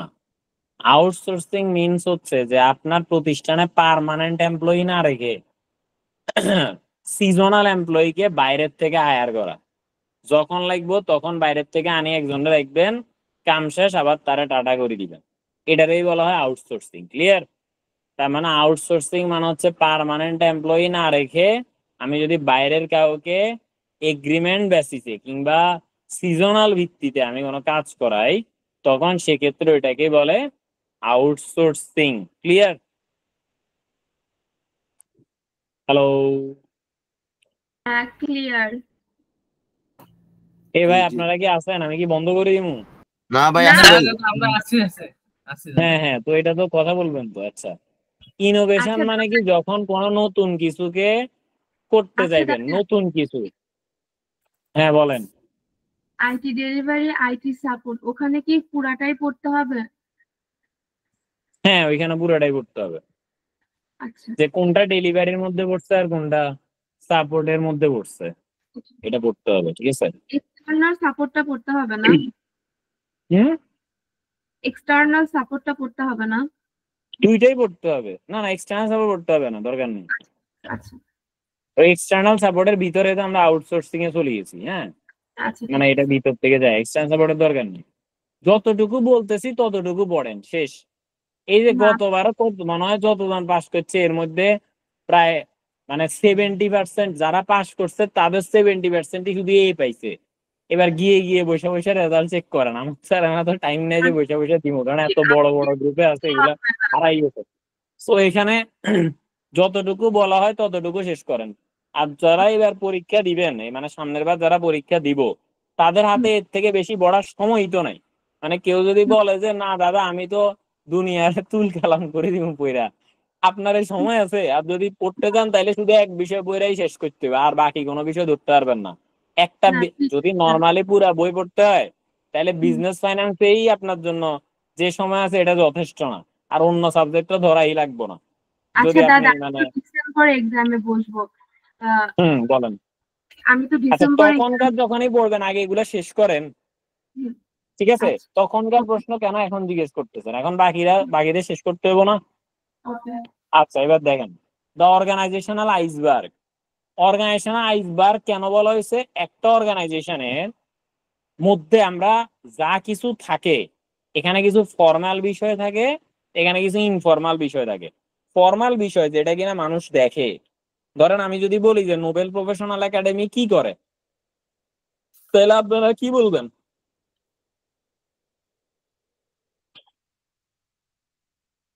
অনলাইন সার্ভিস দেয় স্টুডেন্টকে অনলাইন গাইডলাইন। সার্ভিস দেয় না? না, অনলাইন স্টুডেন্ট Service দেয়। গাইডলাইন পড়ানোর জন্য। আচ্ছা, মানে যাই হোক, করছি অনলাইন টিচিং অনলাইনে সার্ভিস। স্টুডেন্টদেরকে পড়ানো হয়, হুম, এডুকেশনাল সার্ভিস দেয়, ঠিক না? আচ্ছা ঠিক অনলাইন আছে। সার্ভিস দেয় বলিয়েন না, মানুষ অন্য কিছু তো ভাবতে পারে। আচ্ছা, এখন কথা হইলো কি, এই যে আমার ধরেন, বলা টিচিং ঠিক সার্ভিস আছে দেয়, ঠিক আছে সরি। ঠিক আছে, এখন শুনেন আমি শেষ করি। আমার আবার বললাম না একটু বড় অন্য জায়গায় এটা করতে হইব। তো এখন কি হচ্ছে, আমরা অনলাইনে স্টুডেন্টদেরকে সার্ভিস প্রোভাইড করি। সো এখানে এটা আপনারা দেখতেছেন, আর কি দেখতেছেন? এখানে কারা পড়ায়? নোবেল শাহ আছে আর সাথে কয়েকজন আছে। আর কি দেখতেছেন? এখানে স্টুডেন্টরা পড়ে। এটাই তো, এর থেকে বেশি কিছু আপনারা দেখতেছেন না। না। এটারই বলে ফর্মাল এক্সপেক্টস। এখন ইনফর্মাল এক্সপেক্ট তাহলে কি আছে? আরো অনেক কিছু আছে যেটা কিনা আপনারা দেখতেছেন না। এখন ধরেন এই যে এত মানে ধরেন নর্মাল কথা, সিএ তো একদম ছোটখাটো কোনো জিনিস না, ছোটখাটো কোনো জিনিস, বা সিএ না। যে সেক্টরটা এটা কি একদমই ছোটখাটো একটা জিনিস যে এটাতে একজন আসবো, ডুব করে ঢুকি যাবো, আসছে সবকিছু নিয়ে দখল করে বসে থাকবো? এত সহজ না। না। তো তার মানে কোন একটা কিছুকে এরকম করে ছড়াইয়া বসতে হইলে অফকোর্স তারা অনেক কিছু দরকার, কিন্তু সবকিছু কি দেখা যায়? না। দেখা যায় না। তো দ্যাট মিনস হচ্ছে যে একটা অর্গানাইজেশনের দুই ধরনের থাকতে পারে, একটা ফর্মাল এক্সপেক্ট, একটা ইনফর্মাল এক্সপেক্ট। ফর্মাল এক্সপেক্ট যেটা, এটা মানুষজন দেখে, আর ইনফর্মাল এক্সপেক্ট যেটা, এটা মানুষজন দেখে না। ভিতরে অনেক কিছু আছে, এটা মানুষ দেখে না। এখন যেটা মানুষ দেখে এটাই সচরাচর ছোট হয়, মানে এটার এরিয়াই সচরাচর কম থাকে। আর যেটা মানুষ দেখে না এটাই অনেক বড় থাকে। তাই এটাকে আইসবার্গের সাথে তুলনা করা হয়েছে। এবার আইসবার্গ কাকে বলে? আইসবার্গ মানে হচ্ছে বরফের টুকরা। এখন আপনি নর্মালি টাইটানিকের কথা বাদ দেন, আপনার ঘরের মধ্যে যে ফ্রিজ আছে এখান থেকে এক টুকরা বরফ নিয়ে পানিতে ফালাইবেন, তখন দেখবেন যে যেটা পানির নিচে আছে ওইটা একটু বেশি অংশ পানির নিচে ডুবানো আছে, আর ছোট অংশ উপরের দিকে আছে। এই কারণে টাইটানিক কিন্তু ডুবে গেছিল। কারণ কি? দেখা যায় না যে সামনে একটা বরফ আছে অনেক বড়। তো যখন ধাক্কা লাগছে তখন ফিল করতে পারছে যে আরে বাপরে, এটা তো অনেক বড় মানে যেটা বরফ পুঞ্জ ছিল।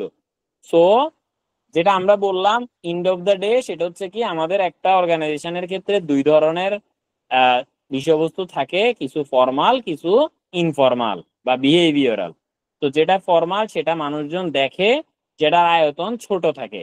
আর যেটা ইনফর্মাল সেটা আয়তন বড় থাকে, এবং সেটা আওতা পরিধি অনেক বড় থাকে, যেটা কিনা দেখা যায় না, যেটা পানির নিচে থাকে। তো যেটাকে মানে যেটা দেখা যায় ওটাকে বলা হচ্ছে ওভার্ট, আর যেটা দেখা যায় না ওটাকে বলা হচ্ছে কোভার্ট। ক্লিয়ার? এখন আপনাকে পরীক্ষার সময় আইডেন্টিফিকেশন থাকবে যে ওভার্টের মধ্যে কি কি পড়ছে, কোভার্টের মধ্যে কি কি পড়ছে, কিংবা বিহেভিয়ারাল এক্সপেক্টে কি পড়ছে, ফর্মাল এক্সপেক্টে কি কি পড়ছে। বুঝছেন? জি। দাদা ওকে। তা আপনারা যদি বলে যে কনফ্লিক্ট বিটুইন, ধরেন একটা কথার কথা, আমাদের একাডেমিতে স্টুডেন্ট পড়ানো হয়, আমাদের একাডেমির বাইরে অন্য কি একাডেমি নাই? আছে। আছে। আছে। আচ্ছা, কে কে দেখছেন কোন একাডেমিক, মানে ধরেন মোটামুটি একাডেমির সংখ্যা সম্পর্কে জানেন এটার বাইরে আর একাডেমি আছে? অন্তত একটা একাডেমি আছে এরকম, কে কে জানেন? হাত তোলেন অন্তত একটা।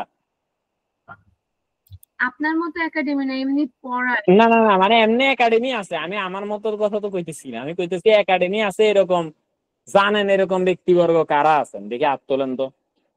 আপনারা হাত তোলেন, আমি একটু পিএল এর লিঙ্ক দিয়ে আসি। ওমা, মাত্র 2 জন জানেন, আর বাকিরা জানেন না অন্য কোনো একাডেমি সম্পর্কে?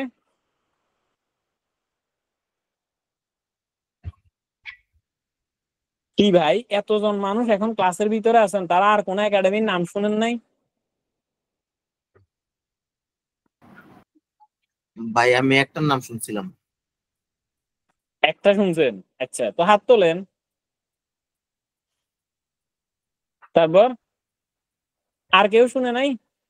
একটা শুনছেন বলতে কি আমাদের ছাড়া একটা শুনছেন, না আমাদেরটা শুনছেন, কোনটা?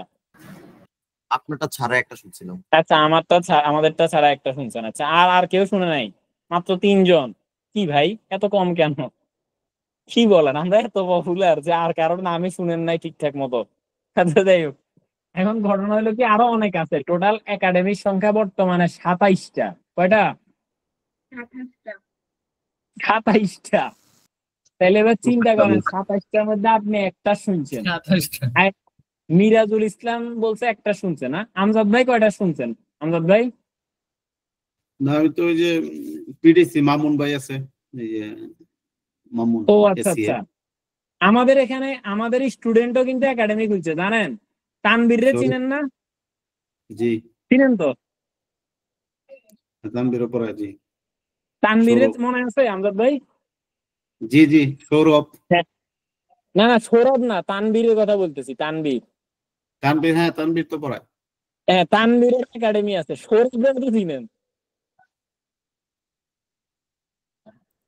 সৌরভ আছে তো একজন, আমরা হ্যাঁ, আমরা ক্লাস আমাদের নিছিল। একাডেমিতে পড়াইছিল। হ্যাঁ, সৌরভের একাডেমি আছে।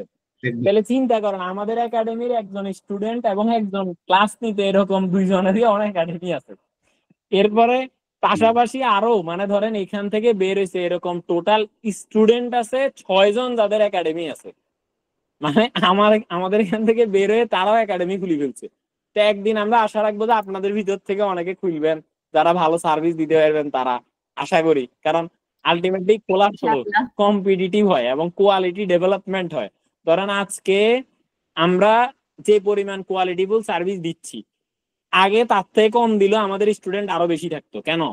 কারণ হচ্ছে তখন খুব কম সংখ্যক একাডেমি ছিল, আর এখন একাডেমির সংখ্যা বেশি থাকার কারণে আমাদের দেখা গেছে কি আমাদেরকে আমাদের বেস্ট ইফোর্টটা দেওয়া লাগে।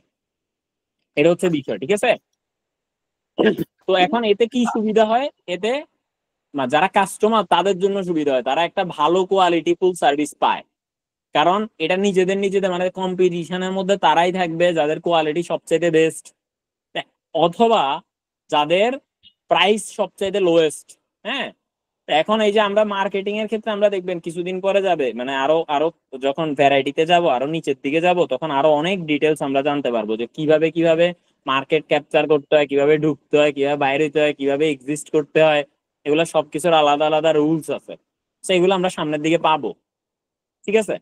তো এখন যেটা বলার সেটা হচ্ছে যে আপনাকে যদি কোথাও প্রথমে হচ্ছে ঢুকতে হয়, তাহলে আপনার দুইটা জিনিস মাথায় রাখতে হবে। এক, আইদার আপনার প্রাইসিং সবচাইতে কম থাকতে হবে, অর আপনার কোয়ালিটি সবচাইতে ভালো থাকতে হবে।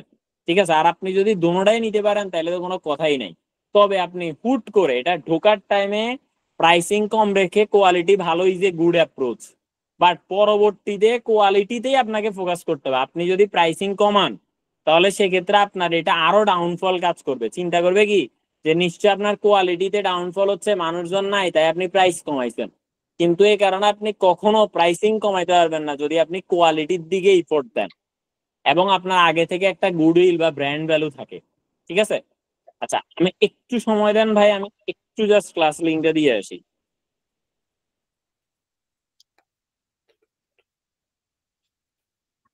BST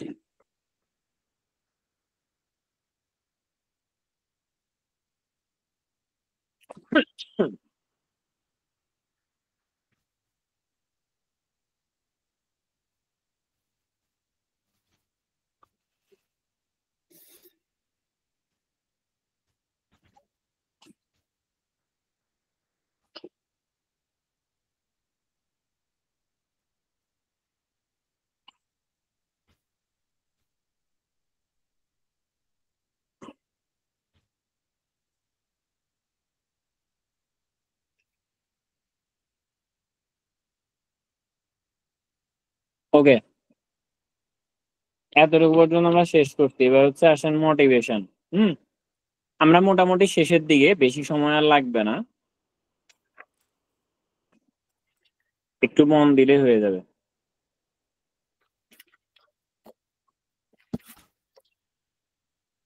আসেন, মোটিভেশনের কথা কি বলছে? The degree to which a person want certain behaviour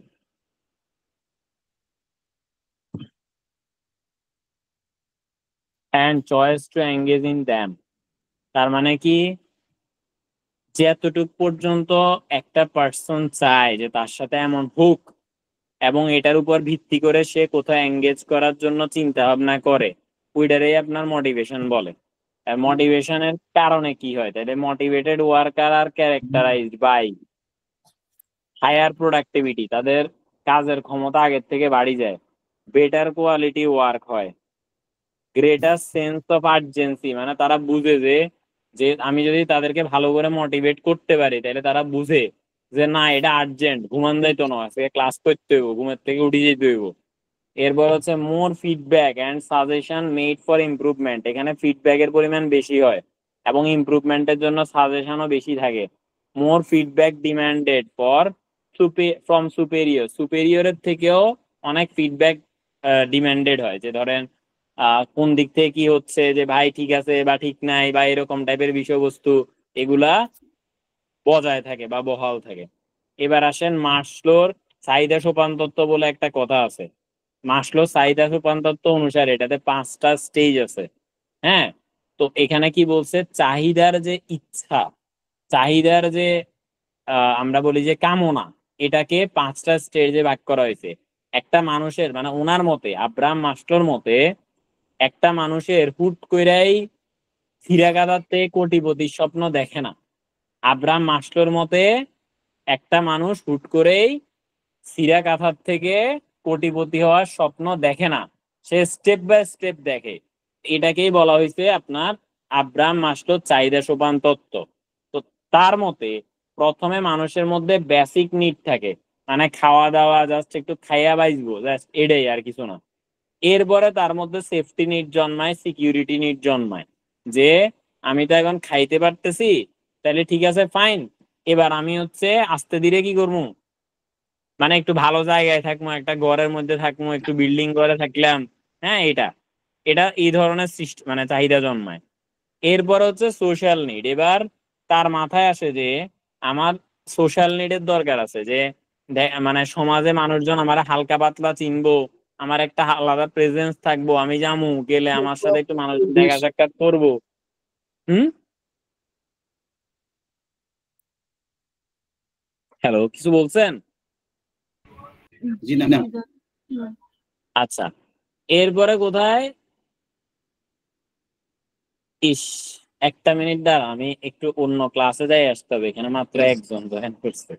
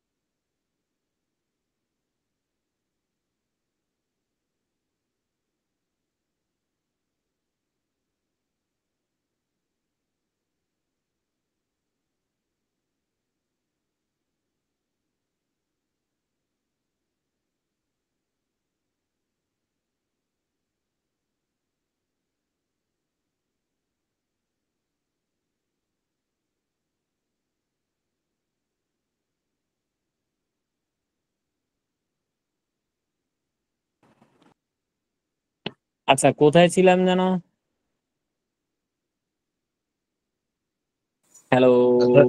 হ্যাঁ দাদা, সোশ্যাল এই যে ছিলেন। Social needs. Social need. আচ্ছা, এরপর হচ্ছে কি, এবার যখন সোশ্যাল নিড হয়ে যায়, এবার তার মধ্যে একটা ইগো নিড থাকে, ইগো বা স্ট্যাটাস নিড। এবার সে একটু বড় লোক, ঠিক আছে, তার আলাদা একটা ইমেজ আছে, এই ধরনের জিনিসগুলো তার মধ্যে ক্রিয়েট হয়। এবং যখন সব কিছু হয়ে যায়, এরপরে সে চিন্তা করে যে সে মরে গেলে তারা চিন্তা হইব, তার নামে হসপিটাল রাখা দরকার, তার নামে মানে ধরেন আহ বৃদ্ধাশ্রম বানানো দরকার, তারপরে অনাথ আশ্রম বানানো দরকার। এগুলা যখন সে ফিল করে সে রাজনীতিতে আসবো, এগুলা সব হচ্ছে সেলফ অ্যাকচুয়ালাইজেশন নিডের মধ্যে পড়তেছে। ঠিক আছে, তাহলে এখানে অ্যাজ পার আব্রাহাম মাসলো, একটা মানুষের মধ্যে একটা চাহিদা পাওয়ার পরবর্তীতে আর একটা চাহিদার সৃষ্টি হয়, মানুষে এক লাফে উপরের দিকে যায় না। এটা কে কইছে? আব্রাহাম মাসলো কইছে।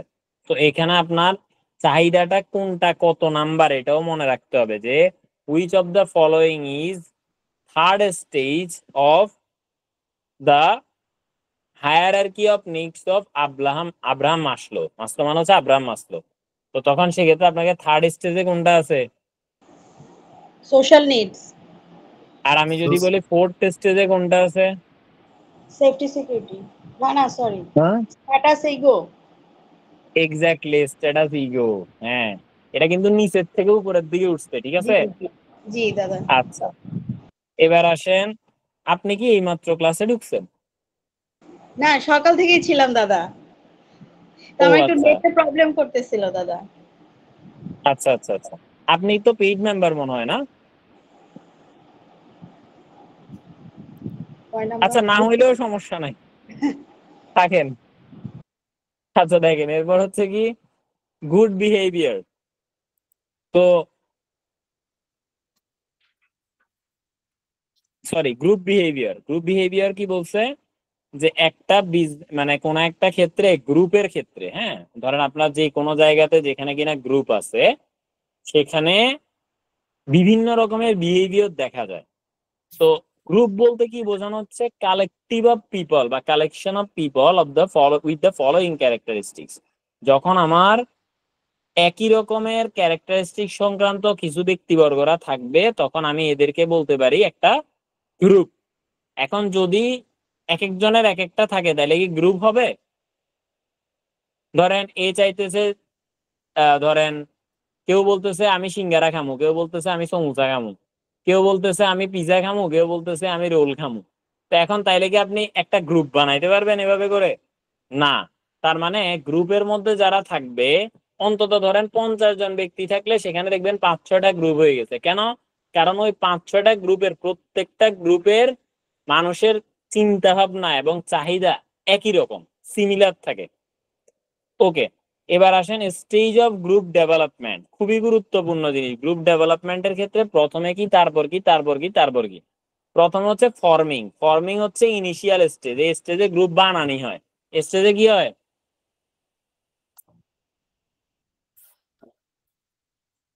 কথা বলে গ্রুপ না তো। বানানো, গ্রুপ বানানো গ্রুপ বানানো হয়। তাহলে ফর্মিং স্টেজে হচ্ছে গ্রুপ বানানো হয়। ওকে, এরপরে কি? এরপর হচ্ছে যে স্টর্মিং। স্টর্মিং স্টেজে হচ্ছে গ্রুপ বানানোর পরে ওই গ্রুপে কে কোন কাম করব, এটা এটা ডিসাইড করা হয়। তো যেহেতু এই গ্রুপে এটা ডিসাইড করে, তাইলে এই গ্রুপে একটু পিটাপিটি বেশি হয়। বুঝেন নাই? প্রথমে তো আপনি একটা দল বানাইছেন, রাজনৈতিক দল, এটাই তো কোনো ভেজাল নাই, হ্যাঁ আসেন আমরা সবাই দল বানাই, ভালো কথা। দ্বিতীয় স্টেজে তখনই আপনার প্রবলেমটা হয়। কেন হয়?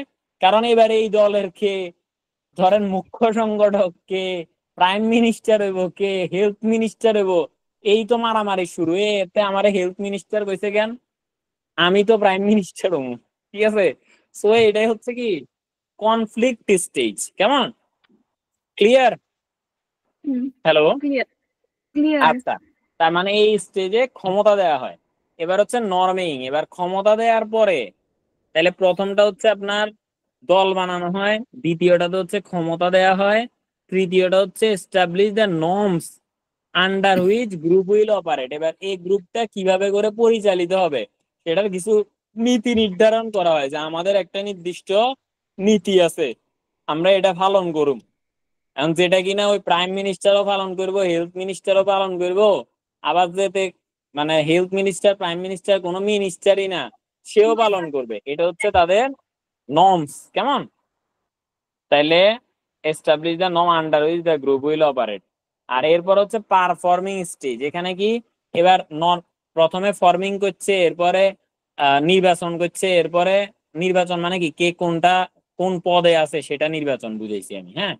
এরপরে গিয়া সবাই মিলে কোন থিওরিতে অ্যাপ্লাই করে করবে সেটা। আর সর্বশেষ হচ্ছে কি এবার পারফর্মিং কামে লাগিয়া বড় শেষ। তাহলে স্টেজ হচ্ছে final stage has been reached, the group is capable of operating to full potential. এবার এটার পরবর্তীতে গ্রুপে কাম শুরু করে দিব, শেষ। এবার হচ্ছে টিম রোল। আমরা যখন টিম বা গ্রুপের ভাইয়া। কথা বলি, হ্যাঁ বলেন। নর্মিংটা কি জানো? নর্মিংটা মানে হচ্ছে আপনার একটা মানে আদর্শ নীতি সেট করা, নীতি নীতি। যে ধরেন ধরেন এই যে এনসিপি বানাইলো না, তাদের তাদের একটা নির্দিষ্ট স্লোগান বানাইছে। স্লোগানটা কি ছিল?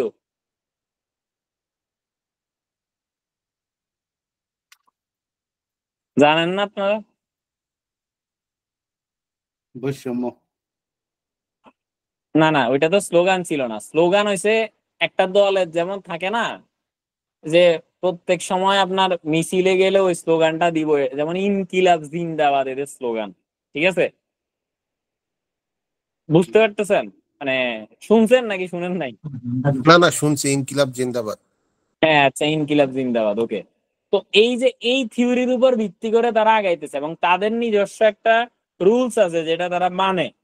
এখন ধরেন প্রত্যেকটা রাজনৈতিক দলের একটা নির্দিষ্ট রুলস থাকে না, যেটার উপর ভিত্তি করে ওই দলটা দাঁড়াই থাকে। ওইটাই হচ্ছে নর্মিং। বোঝা গেছে? যেটা কিনা সবাই লালন করে, ওই দলের প্রত্যেকে এটা লালন করে, এটা হচ্ছে নর্মিং। আর স্টর্মিং মানে হচ্ছে কোন দলে কোন পদে কারে দিবেন এটা। ফর্মিং মানে হচ্ছে আমরা সবাই মিলি একটা দলমু সেটা। আর পারফর্মিং মানে এবার সবকিছু হয়ে গেছে, আমরা কাম শুরু করে দিই সেটা। বুঝছেন? চারোটা জিনিস বোঝা গেছে? জি ভাই, বুঝতে পারছি। ওকে। এবার হচ্ছে টিম রোল। টিম রোল কি? আমরা টিমের মধ্যে যত মানুষজন আছি এদের মধ্যে এক একজনের এক একটা রোল প্লে থাকে। বলে না যে ধরেন এই হইছে এন্টারটেইন করে, আমরা এইসব বাদ দেন, লিডারশিপারের খেলা বাদ দেন, আমরা কিছু কমন কথা আসি। ধরেন আপনি স্কুলে গেলে আপনাদের একটা ফ্রেন্ড সার্কেল ছিল, কলেজে গেলে ছিল, কিংবা অফিসে আছে। সেখানে একজন আছে সে খুব পণ্ডিত, ঠিক আছে, আপনারা তারা বলেন তো পণ্ডিত আইছে, থাকে না এরকম একটা। এরপর হচ্ছে কেউ আছে আপনার এ হইলো জোকার। এ হইলো ধরেন যে কোনো মানুষের একটু হাসাহাসির মধ্যে রপ্ত রাখে। কেউ আছে এ হইছে আতেল। আতেল মানে কি? সারাদিন কাম করলে, সারাদিন পড়ালেখা করলে তাদেরকে আতেল বলে। মানে তাদের কোনো বিশেষ কোনো জ্ঞান নাই, তারা যেটা আছে এটার মধ্যে ডুবি আছে, শেষ। মানে তাদেরকে আপনি যদি বলেন যে মানে শুধু ধরেন এরকম অনেক পড়ুয়া ব্যক্তি আছে, হ্যাঁ, তারা দুমাই পড়ে পাস করে ফেলবো, এটা নিয়ে কোনো সন্দেহ নাই, ট্রুলি ট্রু, দেখবেন পাস করে ফেলবো। কিন্তু আপনি কি এই যে বর্তমানে যে এআই আসতেছে, এআই তো আপনার থেকে ভালো ডিসিশন মেকিং দিতে পারবো যদি আপনি যদি আতেল হন তাইলে। কারণ আপনি আতেল হইছেন পড়ালেখা করার মাধ্যমে, আর এআই তো অলরেডি আপনার থেকে বেশি পড়ালেখা জানে। আপনি যদি সিচুয়েশন হ্যান্ডেল করার ক্যাপাসিটি না থাকে তাহলে হইব? তো এরকম কিছু কিছু গ্রুপে কিছু কিছু আতেল থাকে, তারা শুধু যেটার মধ্যে ঢুকছে এটা ঢুকছেই, শেষ। তারপরে কিছু আছে তারা কোনো কামই করে না, আকাইম্মা, তারা সবসময় ব্যস্ত লোক, সুপার বিজি। মানে তাদেরকে আপনি যে কোনো সময় গেলে, কিরে ভাই তুই ফ্রি আছিস নি? না ভাই আমি খুব ব্যস্ত, অথচ এতে কিচ্ছু করে না, তাও এতে ব্যস্ত। তো তার মানে একটা গ্রুপে যেমন এরকম থাকে একটা মানে গ্রুপের মধ্যে, তাই আমরা বলতে পারি যে লিডার, শেপার, প্ল্যান্ট, ইভ্যালুয়েটর, এইভাবে করে কিছু ব্যক্তিবর্গকে আইডেন্টিফাই করা যায় যারা কিনা ওই কাজের সাথে লিপ্ত থাকে। এবার আসেন লিডারকে, যার কাজ হচ্ছে মূলত কোঅর্ডিনেট করা। ঠিক আছে? লিডারের কাজ হচ্ছে কি করা? কোঅর্ডিনেট করা। অপারেটিং থ্রু আদার্স, ওই যে যেটা আমরা প্রথম না, চ্যাপ্টার 2 এর প্রথমে বলছিলাম, সেটা কি ম্যানেজমেন্ট ট্যাক্টফুলি। ঠিক আছে? তো যে লিডার আছে সে অনেকটা ম্যানেজমেন্টের মধ্যেও কাজ করে। সে তার কথার মাধ্যমে অনেককে সামনের দিকে নিয়ে যায়, তার কথা শুনে সবাই মানে চলে আসে। এটা হচ্ছে লিডারের কাজ। শেপারের কাজ কি? কমিটেড টু টাস্ক, অর্থাৎ সে কোনো একটা কাজের প্রতি, নির্দিষ্ট কাজের প্রতি কমিটেড থাকে, সে কোনো কিছু আলাদা করে বানায় না, সে লিডার যে রাস্তা দেখায় ওই রাস্তা দিয়ে আগায় এবং লিডারের ডাইনাত হিসেবে কাজ করে। এই যে বলে না যে হইছে ওর ডাইনাত, তো তার মানে কি লিডার যেমনে কইব সে ওই কাজের প্রতি কমিটেড, সে লিডারে যা বলবে তাই করবে, শেষ। এবার হচ্ছে প্ল্যান্ট। প্ল্যান্টের কাজ কি? Thoughtful and provoking. এদের কাজ হচ্ছে তারা নতুন করে কোনো কিছু চিন্তা করবে এবং করে সেটা লিডাররা জানাইবো যে ভাই আরে শুনেন না, আমার কাছে না এটা একটু মানে ইউনিক মনে হইতেছে, আপনি কি কোন। আলটিমেটলি লিডারই জিনিসটাকে অ্যাকসেপ্ট করবে বা করবে না সেটা, কিন্তু প্ল্যান্টের কাজ হচ্ছে সে জিনিস আইডিয়া গুলাকে তার সামনে নিয়ে আসবে। ইভ্যালুয়েটরের কাজ কি? তার কাজ হচ্ছে অ্যানালিটিক্যালি ক্রিটিসাইজ আদার আইডিয়া। এবার প্ল্যান যখন আইডিয়া আনতে যাইবো, ইভ্যালুয়েটর তখন কেবল যে আরে দূর, এটা তো বহুত আগের ঘটনা, এটা ওইগুলো চলে না। মানে তার কাজ হচ্ছে ব্যাকগ্রাউন্ড। সে কি করবে? প্রত্যেক ব্যাকগ্রাউন্ডে, মানে ব্যাকগ্রাউন্ড বলতে এটা না যে সে কোনো কিছু করতে দিবে না, সে প্রত্যেকটা বিষয়ে ক্রিটিসিজম করবে এবং এটার মাধ্যমে লিডারে চিন্তা করে ফেলবে যে ও আচ্ছা এই কাজের তাইলে এই অসুবিধা আছে। সুবিধাগুলাকে মানে আইডিয়া গুলাকে তুলে ধরবে হচ্ছে প্ল্যান্ট, আর ওই আইডিয়ার ক্রিটিসিজম করবে হচ্ছে ইভ্যালুয়েটর। এখন প্ল্যান্ট আর ইভ্যালুয়েটর কথাবার্তার মাধ্যমে লিডার চিন্তা করবো যে আচ্ছা কাজ এগুলা কি করা যায় নাকি যায় না। এবার হচ্ছে রিসোর্স ইনভেস্টিগেটর। এখন প্ল্যান যখন কোন একটা আইডিয়া দিছে, ইভ্যালুয়েটর যখন এটা রেলওয়ে টানাটানি শুরু করছে যে আরে দূর এটা চলতো না, এই ব্যবসা বহুত আগে চলে আসছিল, এগুলো এখন ফ্লপ খায়, এই ব্যবসা চলে না, বন্ধ, এই সেই, তখন রিসোর্স ইনভেস্টিগেটরের কাজ হচ্ছে আচ্ছা এরা তো মারপিট করতেছে, আমি একটু খোঁজ নিয়ে দেখি যে কোথায় কি আছে, আসলে কি এ যেটা কইতেছে এটা ঠিক নাকি ইভ্যালুয়েটর যেটা কইতেছে এটা ঠিক। তাহলে সে হচ্ছে রিসোর্স ইনভেস্টিগেশনে লাইগা পড়ে। এবার হচ্ছে কোম্পানি ওয়ার্কার, যারা কিনা কোম্পানির কাম করে, টিম ওয়ার্কার, যারা টিম বেসিসে কাম করে, ঠিক আছে। আর এর পরবর্তীতে হচ্ছে দ্য ফিনিশার। ফিনিশার হচ্ছে আনপপুলার। আনপপুলার কেন? এবার আমি একটা কথা আপনাদেরকে জিজ্ঞেস করি, তাহলে বুঝবেন যে ফিনিশার কেন আনপপুলার। বলেন তো তাজমহল কে বানাইছে? শাহজাহান। এই শাহজাহান যে দেখছেন, আপনারা সবাই শাহজাহান কইছেন। শাহজাহান কিন্তু- কোন দিন যাই তাজমহলটা বানাইলো কোন তো? না মানে ইকো সরি মিস্ত্রি তো বানাইছে এগুলো, ওয়ার্কাররা বানাইছে। কি বানাইছে? ওয়ার্কার বানাইছে।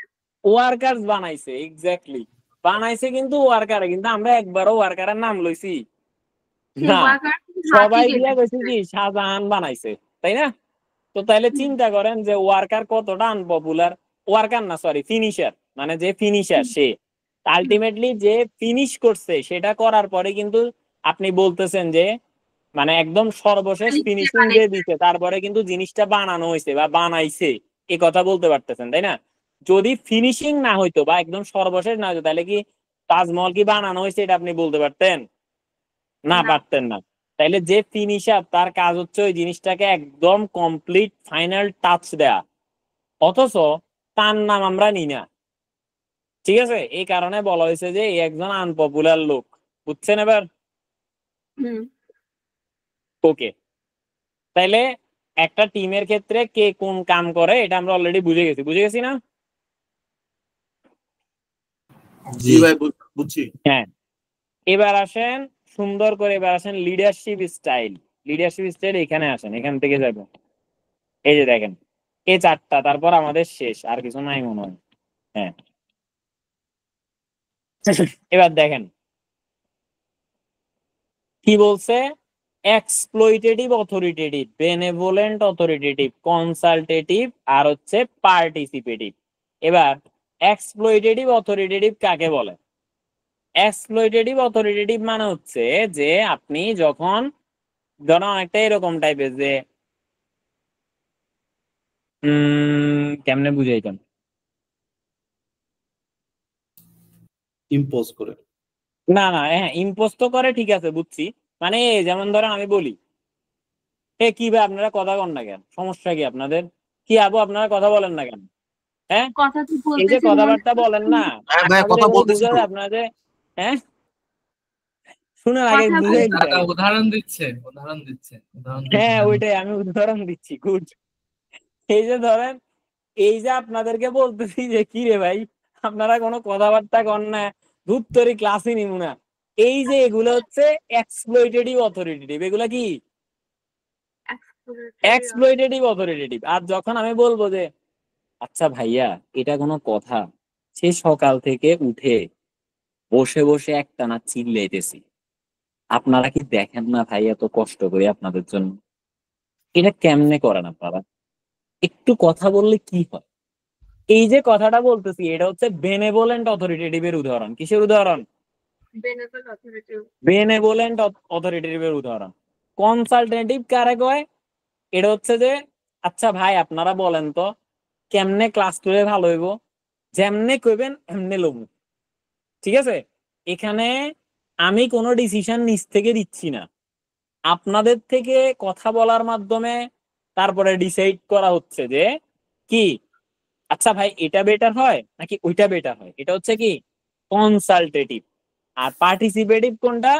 এটা হচ্ছে যে ভাই এখানে কোনো নেতা নাই, এখানে কোনো মানে কি বলবো সুপেরিয়র নাই, এখানে কোনো সাবঅর্ডিনেট নাই, কেউ কারো উপরে চাপাইবো চুপাইবো কোনো কিচ্ছু নাই, চলেন আমরা সবাই মিলে একসাথে কাজে লাইগা পড়ি। আজকে আমি ঘুম থেকে না উঠলে আপনারা আমার উঠাইবেন, কালকে আমি আপনার করে উঠাবো। এটা হচ্ছে কি পার্টিসিপেটিভ। বুঝছেন? ক্লিয়ার তো না? তাইলে এবার আসেন, এবার আমরা একটু দাগাই ফেলি। এক্সপ্লয়টেটিভ অথরিটেটিভে কি বলছে? Decision are imposed by manager on subordinate. তার মানে এটা ডিসিশন ম্যানেজার যেমনে কইবো এমনি হইব, শেষ। ম্যানেজার কইছে আপনারা চিল্লাইবেন তো চিল্লাইবেন, ম্যানেজার কইছে আপনারা চুপ মানে চুপ, শেষ, কোনো কথা হইব না।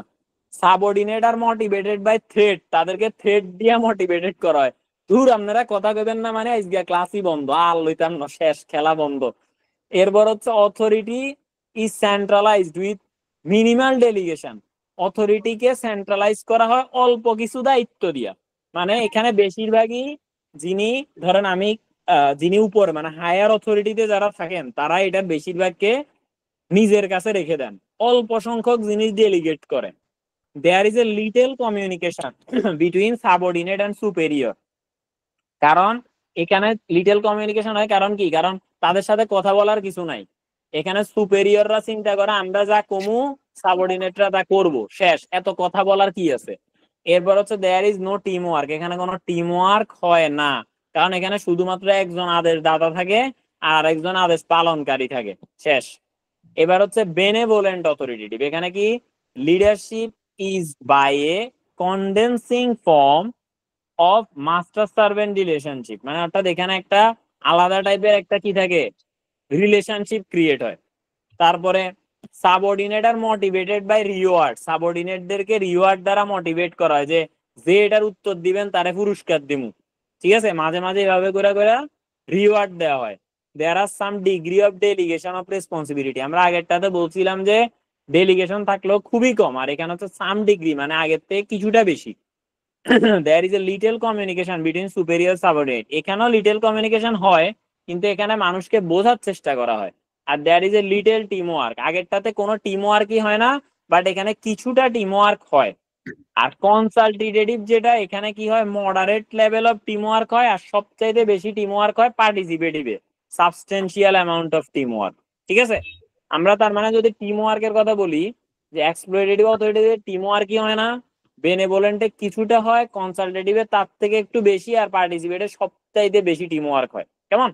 কনসালটেটিভে যদি আসি, superior of substantial but not complete trust. তার মানে কনসালটেটিভের মধ্যে সুপেরিয়রের পুরোপুরি ট্রাস্ট থাকে না, মানে একটা কাজ পুরা তাদেরকে দিয়ে দিতে পারে না, তাদের থেকে শুধু পরামর্শ নেয়, আচ্ছা বলেন তো এটা করলে কেমন হয়, কিন্তু এটা করলেই যে ঠিক হবে এটা তার বিশ্বাস নাই, বাট সে চিন্তা করে যে আচ্ছা দেখি তারা কি বলে। ঠিক আছে, এরপর হচ্ছে motivation is by reward and some involvement in objective setting. There is an increasing degree of delegation. Delegation মানে হচ্ছে অথরিটি, ডেলিগেশন অফ অথরিটি থাকে যে একটা নির্দিষ্ট লেভেল, মানে ইনক্রিজিং বলতে বেনেভোলেন্ট থেকে কিছুটা বেশি, এটা বুঝাইছে। There is some communication between superior and subordinate. তাহলে কিছু কমিউনিকেশন হয় এই দুইজনের মধ্যে। আর কনসালটেটিভের সবচাইতে বেশি কমিউনিকেশন হয়, যেটা বলছে মাস কমিউনিকেশন, কারণ এখানে সবাই হচ্ছে কর্মী, এখানে কোনো নেতা নাই। There is a high degree of delegation. ডেলিগেশনের হাই থাকে, সবাই সব কাজের মধ্যে নিজেকে এঙ্গেজ করতে পারে। Motivation is by reward and participant in objective setting. আর হচ্ছে superior have complete confidence in subordinate, অর্থাৎ যেহেতু এখানে সুপেরিয়র যে আছে সে পুরাপুরি কনফিডেন্স থাকে বলেই তারা কাম করার জন্য ছাইরা দেয় যে ঠিক আছে ভাই তুমি করো, তোমার উপর আমার পূর্ণাঙ্গ আস্থা আছে। শেষ। তো এখন আপনাদের উপরে আমার কি পূর্ণাঙ্গ আস্থা আমি রাখতে পারি যে আপনারা রেগুলার ক্লাস টাস করবেন? ক্লাসের শুরুতে মাত্র 5 জন জয়েন করছিলেন, ঠিক আছে? তো আমি কি আপনাদের উপরে পূর্ণ আস্থা রাখতে পারি? কথা বলে না কেন? হ্যাঁ দাদা। জি ভাই পারেন। হ্যাঁ আচ্ছা, অবশ্যই। এই যে একটু কইলে কি হয় ভাই বলেন তো? আচ্ছা দেখেন, ওকে, তাহলে আজকে আমরা আমাদের এই ক্লাসটা সমাপ্তি ঘোষণা করছি। আমাদের চ্যাপ্টার 2 শেষ। আমাদের সাথে কেউ জয়েন হতে চাইলে উপরে যে নাম্বারটা ভাই। আছে এই নাম্বারে যা, যোগাযোগ এখন করতে পারেন। উঠাবেন। ভাই হ্যাঁ দেখাবেন হ্যাঁ বলেন। ভাই এই ডেলিগেশন আয়েশা সিদ্দিকা আপনি তো মিউট রাখেন। হ্যাঁ বলেন। মিরাজুল ইসলাম ভাইয়া। ভাই ডেলিগেশন কেটা পড়ানো লাগবে না? কোনটা? এই যে লাস্ট টপিকটা। ডেলিগেশন আছে দাদা লাস্টে 14 পয়েন্ট। আচ্ছা, ডেলিগেশন এত বেশি ইম্পর্টেন্ট না, আমি বলেছি। ডেলিগেশন মানে হচ্ছে অথরিটির ডেলিগেশন, অর্থাৎ আপনার যে কোনো একটা কাজ, আমরা ডেলিগেশন কিন্তু একদম প্রথমেই পড়াইছি, এই চ্যাপ্টারের প্রথমে, মনে আছে? যে আমি আমার কাজটা নিজে পুরোপুরি না করে অনেকের মধ্যে কাজটারে ভাগ করে দিতেছি যাতে করে সবাই মিলে ওই কাজটা করতে পারে, এটাই হচ্ছে ডেলিগেশন। ক্লিয়ার? বুঝছেন? জি ভাই, জি ভাই, বুঝতে পারছি। হ্যাঁ ওকে ওকে, শেষ। অর্থাৎ আমি নিজে কিছু করতে চাইতেছি না পুরাপুরি, আমি বলতেছি আচ্ছা এখন কথা বললে উনি বলবে, এরপরে উনি বলবে, এই পৃষ্ঠা উনি পড়বে, পরের পৃষ্ঠা উনি পড়বে, পরের পৃষ্ঠা উনি পড়বে, এরকম করে আমি 10 জনের ভাগ করে দিছি।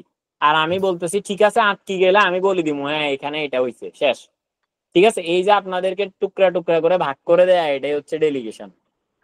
ক্লিয়ার?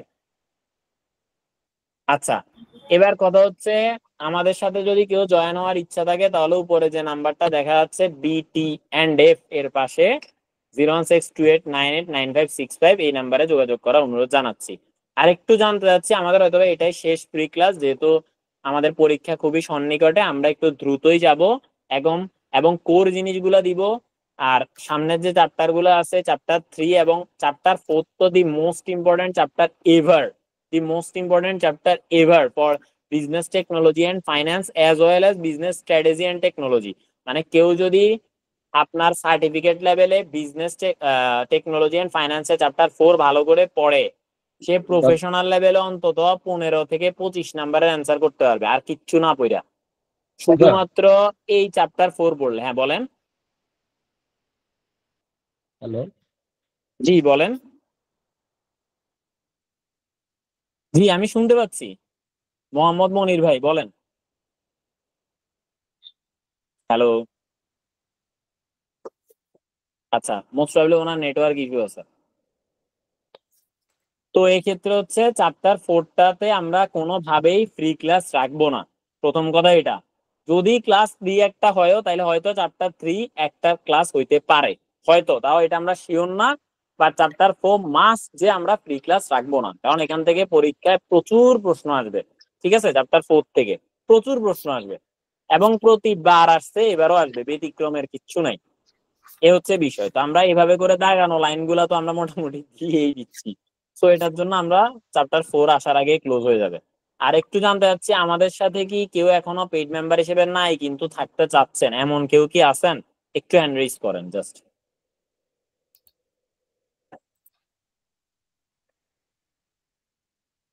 আচ্ছা, by the way, Sonia Ahmed যিনি আছেন, আমি জাস্ট এমনিতেই জিজ্ঞেস করতেছি। আচ্ছা, আগে হচ্ছে রেকর্ডটা অফ করি, ওয়েট। যদি থাকতে চান উপরে যে নাম্বার আছে এটাতে নক করার অনুরোধ জানাচ্ছি। হ্যাঁ, এই রেকর্ডটা অফ করি।